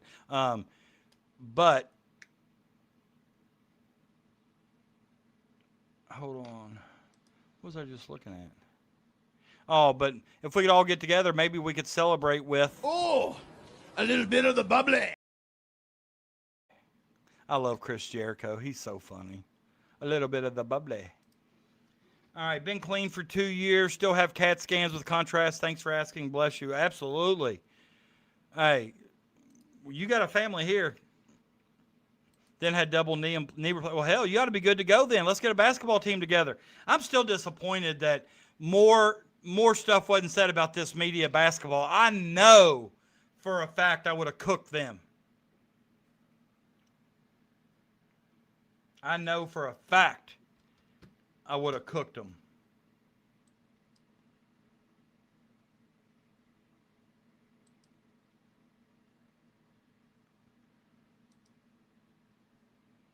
Hold on a minute. I'll see if I can find some clips of my day.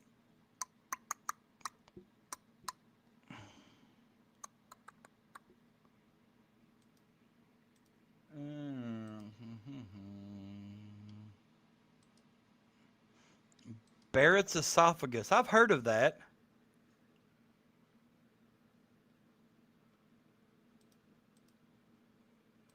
It may be, but you're going to have to suck it up, Crash. When you're famous, you got to make public appearances. You hear me? You have to make public appearances. Damn it. That's part of being famous. Oh, man, we got a lot of people with Barrett's esophagus. The only Barrett I got is my brother-in-law. His last name's Barrett.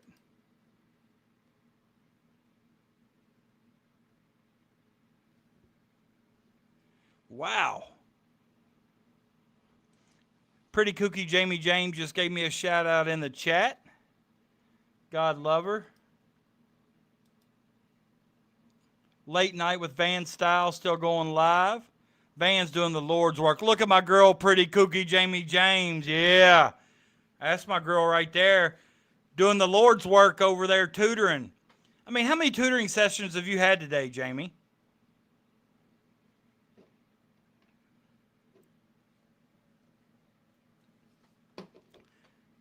Pretty Cookie Jamie James from the Louisville, Kentucky. Maybe we can have a get together in Louisville, trash all the Cardinal fans, and meet Pretty Cookie Jamie James. What am I look? Okay, hold on a minute. I'm trying to do something here, and I ain't had much luck.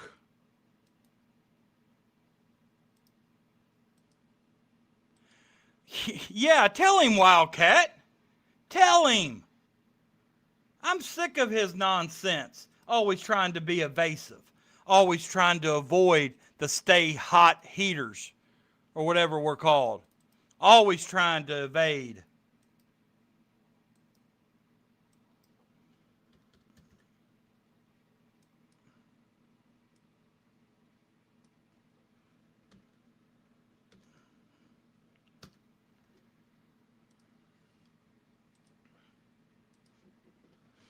Hold on a minute. I'm looking for something here. Don't get all worked up yet. Don't get all worked up.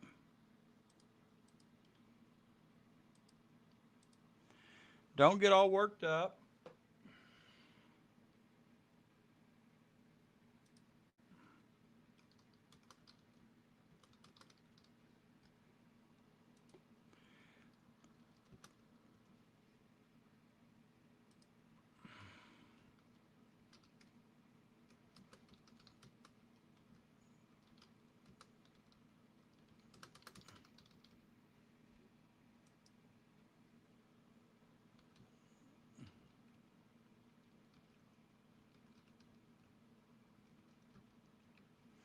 All right. Let's go with Royal hoodie black. Oh man, you can get tank tops in my store. SpaghettiOs. Hey, just to let you all know, the Wildcat pissing on the Cardinal is in the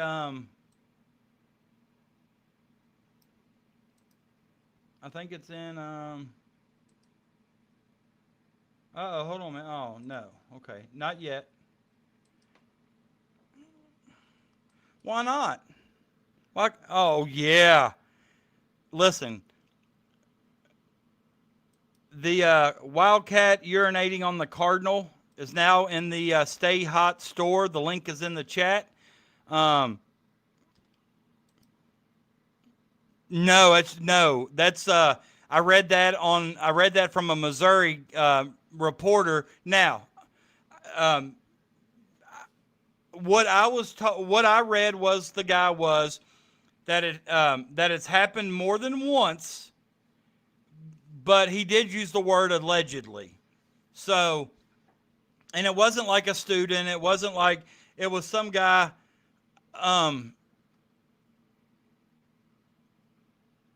So I can't say I was mistaken because I know what I read, but nothing's been said about it. It said allegedly. I've looked again. I saw no charges or nothing. So I'm just going by with maybe a false accusation or, yeah, all shirts right now are $16. But I will tell you this. I really liked how the Wildcat pissing on the Cardinal looked on the mug. If you're a coffee drinker, I think I'd like to look at that every morning on the mug.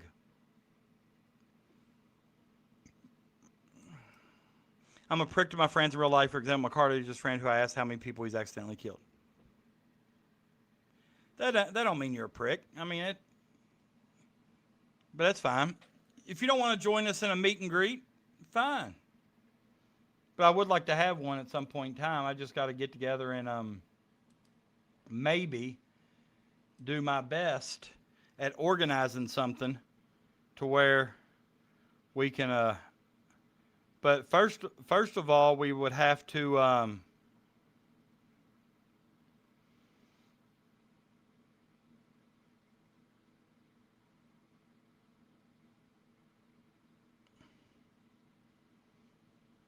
first of all, we'd have to find a place, and a place that kind of, a place that would work for everybody, really. I mean, that would be the hardest part.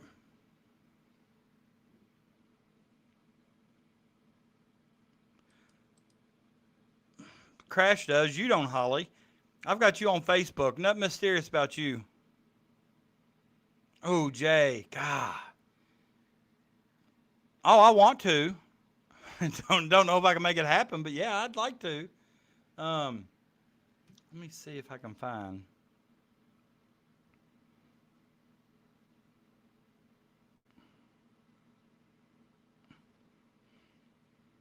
Yeah. I mean, Holly, in all honesty, do you know him in real life? Or is it just someone you've met on the internet through like the shows? I would like Lexington. Maybe one day when they open KS Bar for a football game or something. I'm just kind of shooting out stuff. They don't mean it have to be. I can do about, we can do anywhere in Lexington.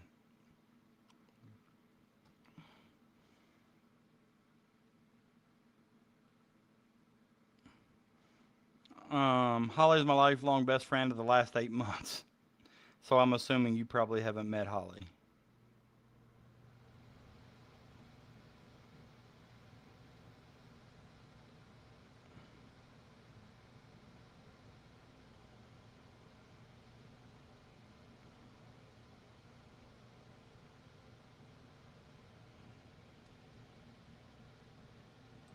Crash, come up and go sis riding with me. I know you would. What's sis riding? Edge riding. Sedge riding. Side edge. Okay. So, I don't even know where Crash lives. I just know that it's, I think I heard one time that Crash has a family member that's neighbors with Kenny Brooks. Have y'all heard that? Have you all heard that? Have you all heard that? Hit me one time if you have.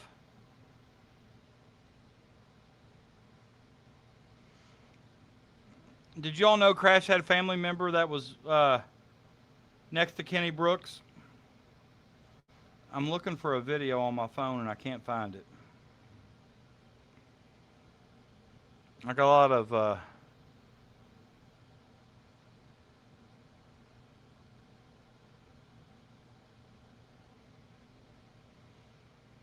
come on.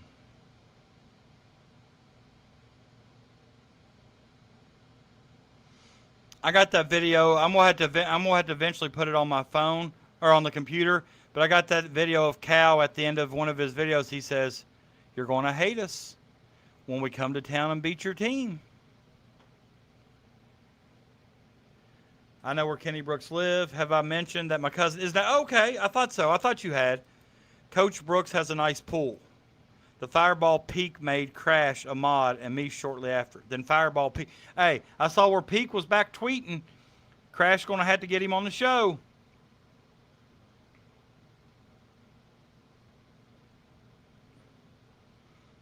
I'm gonna have to get him on the show.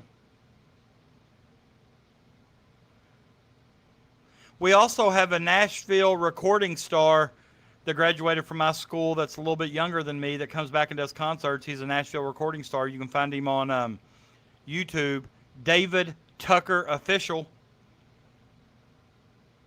He's got a song called let's listen to this song. Hold on. I don't think he'll flag me. Y'all like this song? Yeah, I know. I gave him props at the beginning and told everybody to go watch. All right. This video was shot in my hometown, most of it. And this is David Tucker, Nashville recording star. He's got a song called Kentucky Bread. Let me get to...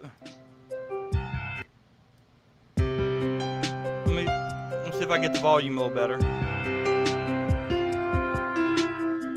I remember being a kid, radio blaring Loretta riding in that Chevrolet, a truck bed filled with bales of hay.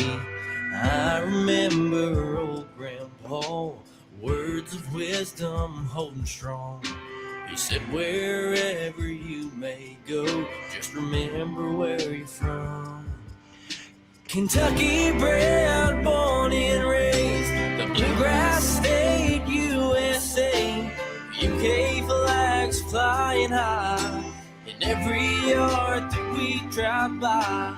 Running down the country roads, hills and valleys everywhere we go. I stopped by the IGA to grab a bottle of cold L8. I'm proud to be from Kentucky.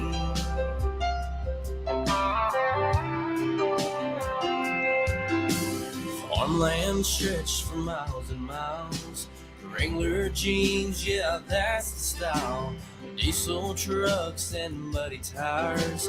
Sunday at church singing in the choir. Amazing grace, how sweet the sound. Save the wretch like me. And that's why I'm proud to be Kentucky bred, born and raised, the bluegrass state, USA. UK flags flying high in every yard that we drive by. Running down the country roads, hills and valleys everywhere we go.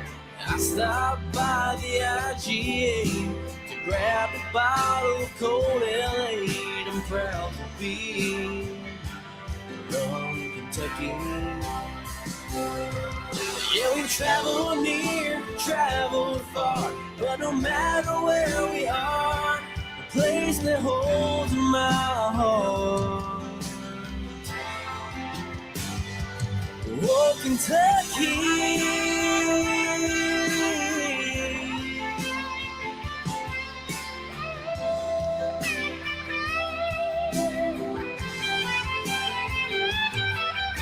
Kentucky bred, born and raised, the bluegrass state, USA. UK flags flying high, and every yard that we drive by. Running down the country roads, hills and valleys everywhere we go. I stopped by the IGA to grab the bottle of cold L8. I'm proud to be from Kentucky.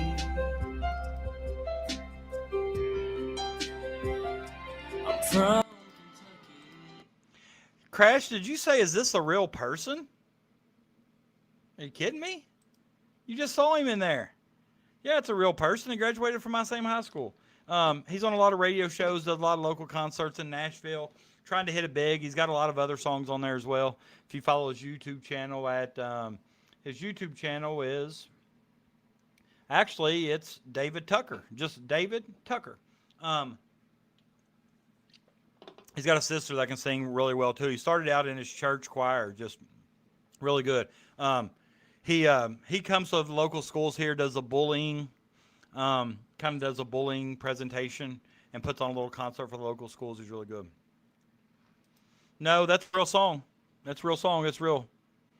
Kentucky bred by David Tucker, born and raised, Bluegrass State, USA. UK flags flying. I'm not a big LA fan either, Anthony, honestly. I haven't listened to him much recently since I've been listening to The Trial.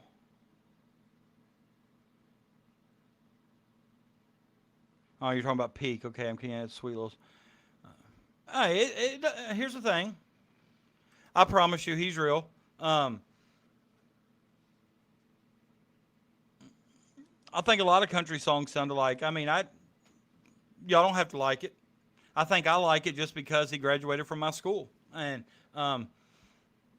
every year, one of my daughters absolutely loves David Tucker, and he'll send her a video message every year wishing her a happy birthday. And he's just a good dude. I'm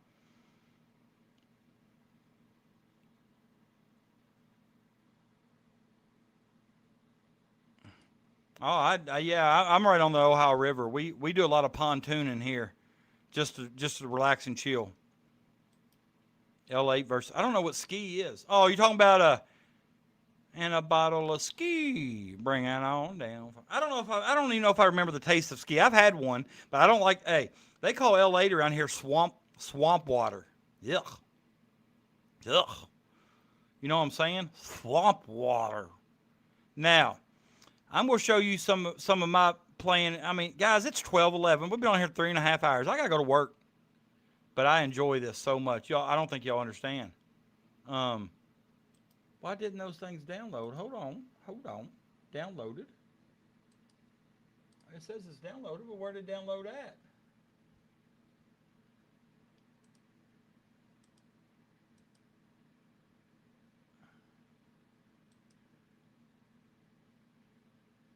All right, so let me see. Add file. If I go to downloads, it's just, oh, there we go. Well, why is it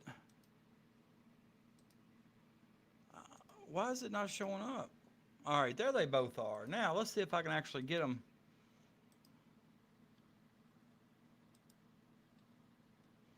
Why would they not show up?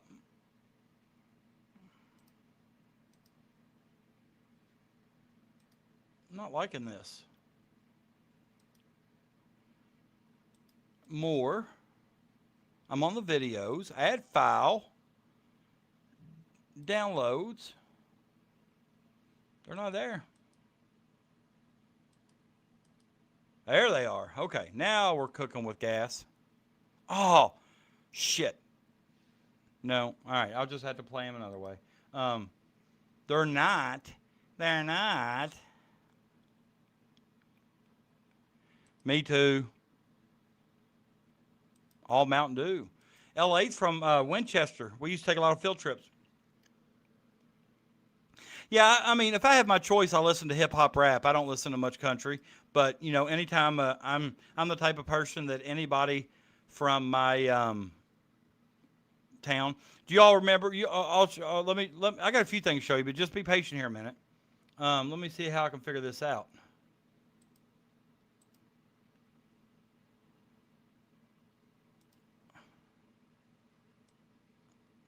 Let me see if I can share my screen on a media player. Why won't it let me?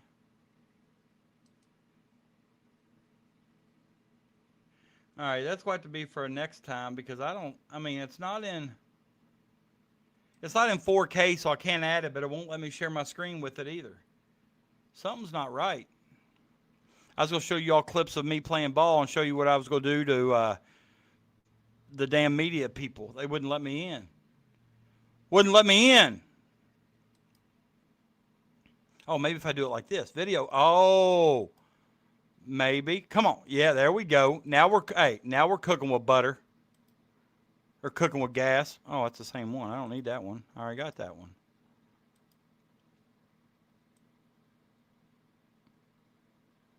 Why is it the same one? Remove. Now go back over here.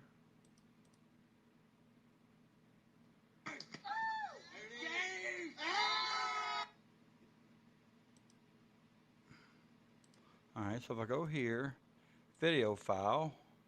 All right, let's see if that works. All right. All right, first of all, this is the gym that I grew up in. We're obviously the home team in white. Okay? Obviously beating somebody 74-39. Don't know who we were playing. But one of the smallest gyms in the state of Kentucky. It's actually got articles and magazines and newspapers written about it. If you go to Google and type in historic Augusta Gymnasium, you can see how it looks now compared to how it did when I played. And this is where I graduated, and this is actually the this is the school where my brother's principal now. But let's I'm the one that catches the ball and makes the pass here. Watch this. This is, watch this. They didn't want the smoke in the media. They didn't want it. Watch this. I mean, we're one of the smallest schools in the state of Kentucky, pounding people, and nobody wanted that smoke because I could throw 3/4 court or actually a little bit long half court. We just manhandled them. Now, now I will tell you this. This right here, I'm in the red shorts with the black cutoff shirt. I'm not the guy that's flying out at me with a reckless closeout. You know, I told him, you reach, I teach. I just give him lessons. But this is game point. They had an out. This is in my hometown at like we have like a Heritage Days, was like a local flea market. And we had a basketball tournament on the outdoor court. I got a bunch of teachers together that used to play basketball. And this is in the semifinals for a trip to the finals, okay? Game point here. Reckless closeout. Hey, they knew I was staying hot. They knew it. They knew it. But let me tell you, okay, watch this. Did you hear what they said when it left my hands? Game. They already knew. But let me tell you something. Watch my feet. Watch my feet. And you tell me if this is a 2 or a 3. Okay? Watch my feet. If you're not near your phone and you're not watching this video, I need 100% clarification on if this is a 2 or a 3. Okay?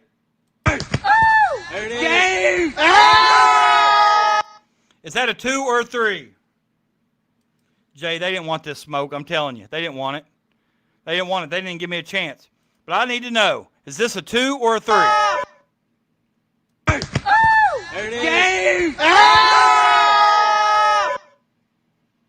I mean, I'm walking. Look at it. Hey, I already knew. I told him, give me the ball. That was like my 12th one. All right. A 3, right? We start walking off. A referee on the other side of the court came out of nowhere acting like a fool, waving his hand, said it was a 2. Game was tied. Got literally screwed. Clearly a 2, or clearly a 3. I'm not going to mention any names here because some of these guys that were involved were my friends. The referee's my friend. Clearly made a bad call. All right.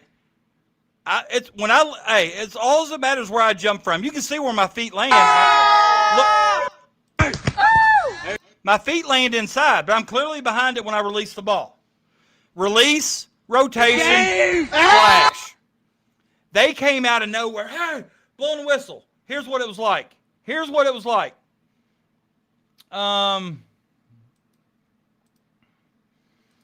This is what it was like. We walked off. You see our celebration. They're starting to walk off the court, and we hear this.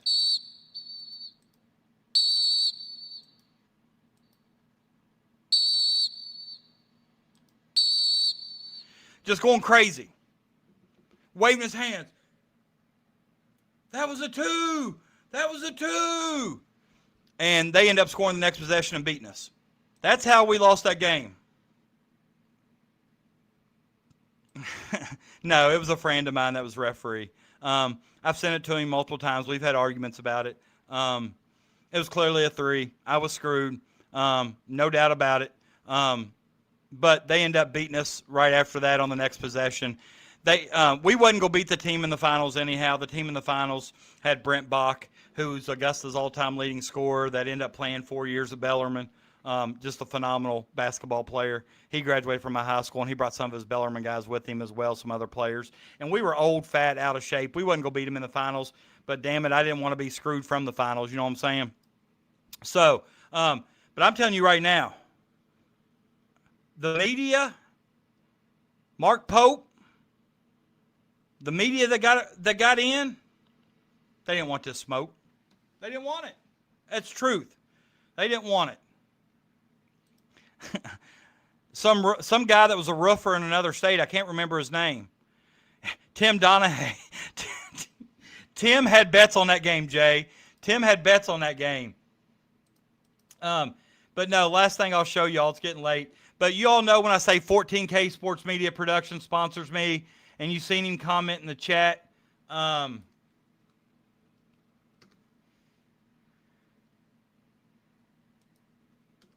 he also has, he's a local rapper musician. You know, he so if you like rap,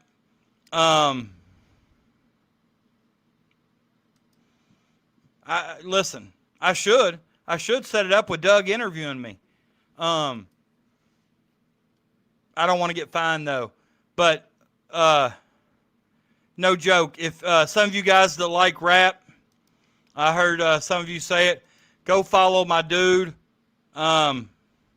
This is his website is KY Krug. You see it here, up here in the next to Run, KY Krug. He does a lot of local rap stuff, and he's even got a lot of musicians, local kids. This is him now. He's the one that comes in here and sponsors the show. You see him in the chat. He actually just shared it on Facebook. But I'll play just. He's really good. He does all the video, all the editing himself.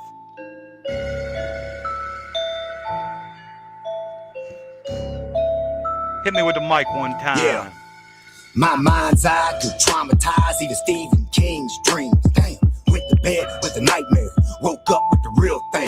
Now, war torn, bars I write, Walter Cronkite, stars and stripes. Keep the beat like a pacemaker, cause you know my flow be straight razor. Clean shaver to the hi-hat, Caucasian, KY Wildcat. That's been lit like tall candles, been hand forged with a claw hammer from shotguns and old chainsaws. You ain't felt this pain, y'all. Motherfucking. All right, we'll stop that. Little late night music there with a little language. But if you get a chance, I mean, he's really, really good. He has a lot of songs on there. Alpha Bravo's one of my favorites. But to be quite honest, he's revolutionizing the game in 14K Sports with his highlight packages for players. He's going to do some streaming of live games. I'm going to help him with some broadcasting when I got a chance. But Eazy-E's one of my favorites. I love Eazy-E. I could sing most of his songs too, but you know, I mainly listen to rap. I love when local guys try to make big. It means something to me when my guys from my area try to do something big. I'm always supporters of them, but he's a big KY Wildcat fan. But he was actually, and I'm not going to tell the story on here because it's not my story to tell. He actually, I'm about done. Appreciate you, Wildcat. I'm about done too. But this man's got a story to tell. I might get him on here one night and have him tell a story. But dude was signed by Sony before he had some things happen. Cruising down the street in my 6'4". Jocking the home. Went to the bar. Knuckleheads out there go shooting some hoop. A car pulled up. Who could it be? A fresh Yucamino rolling Kilo G. Oh, I know Paul Wall.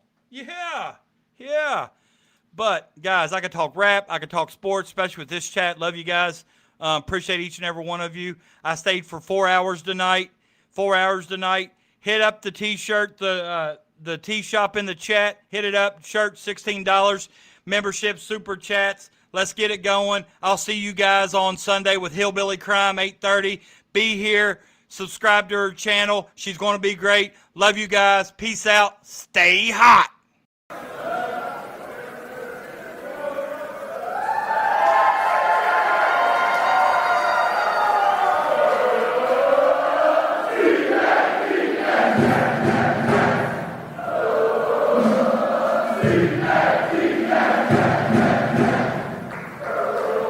Yeah.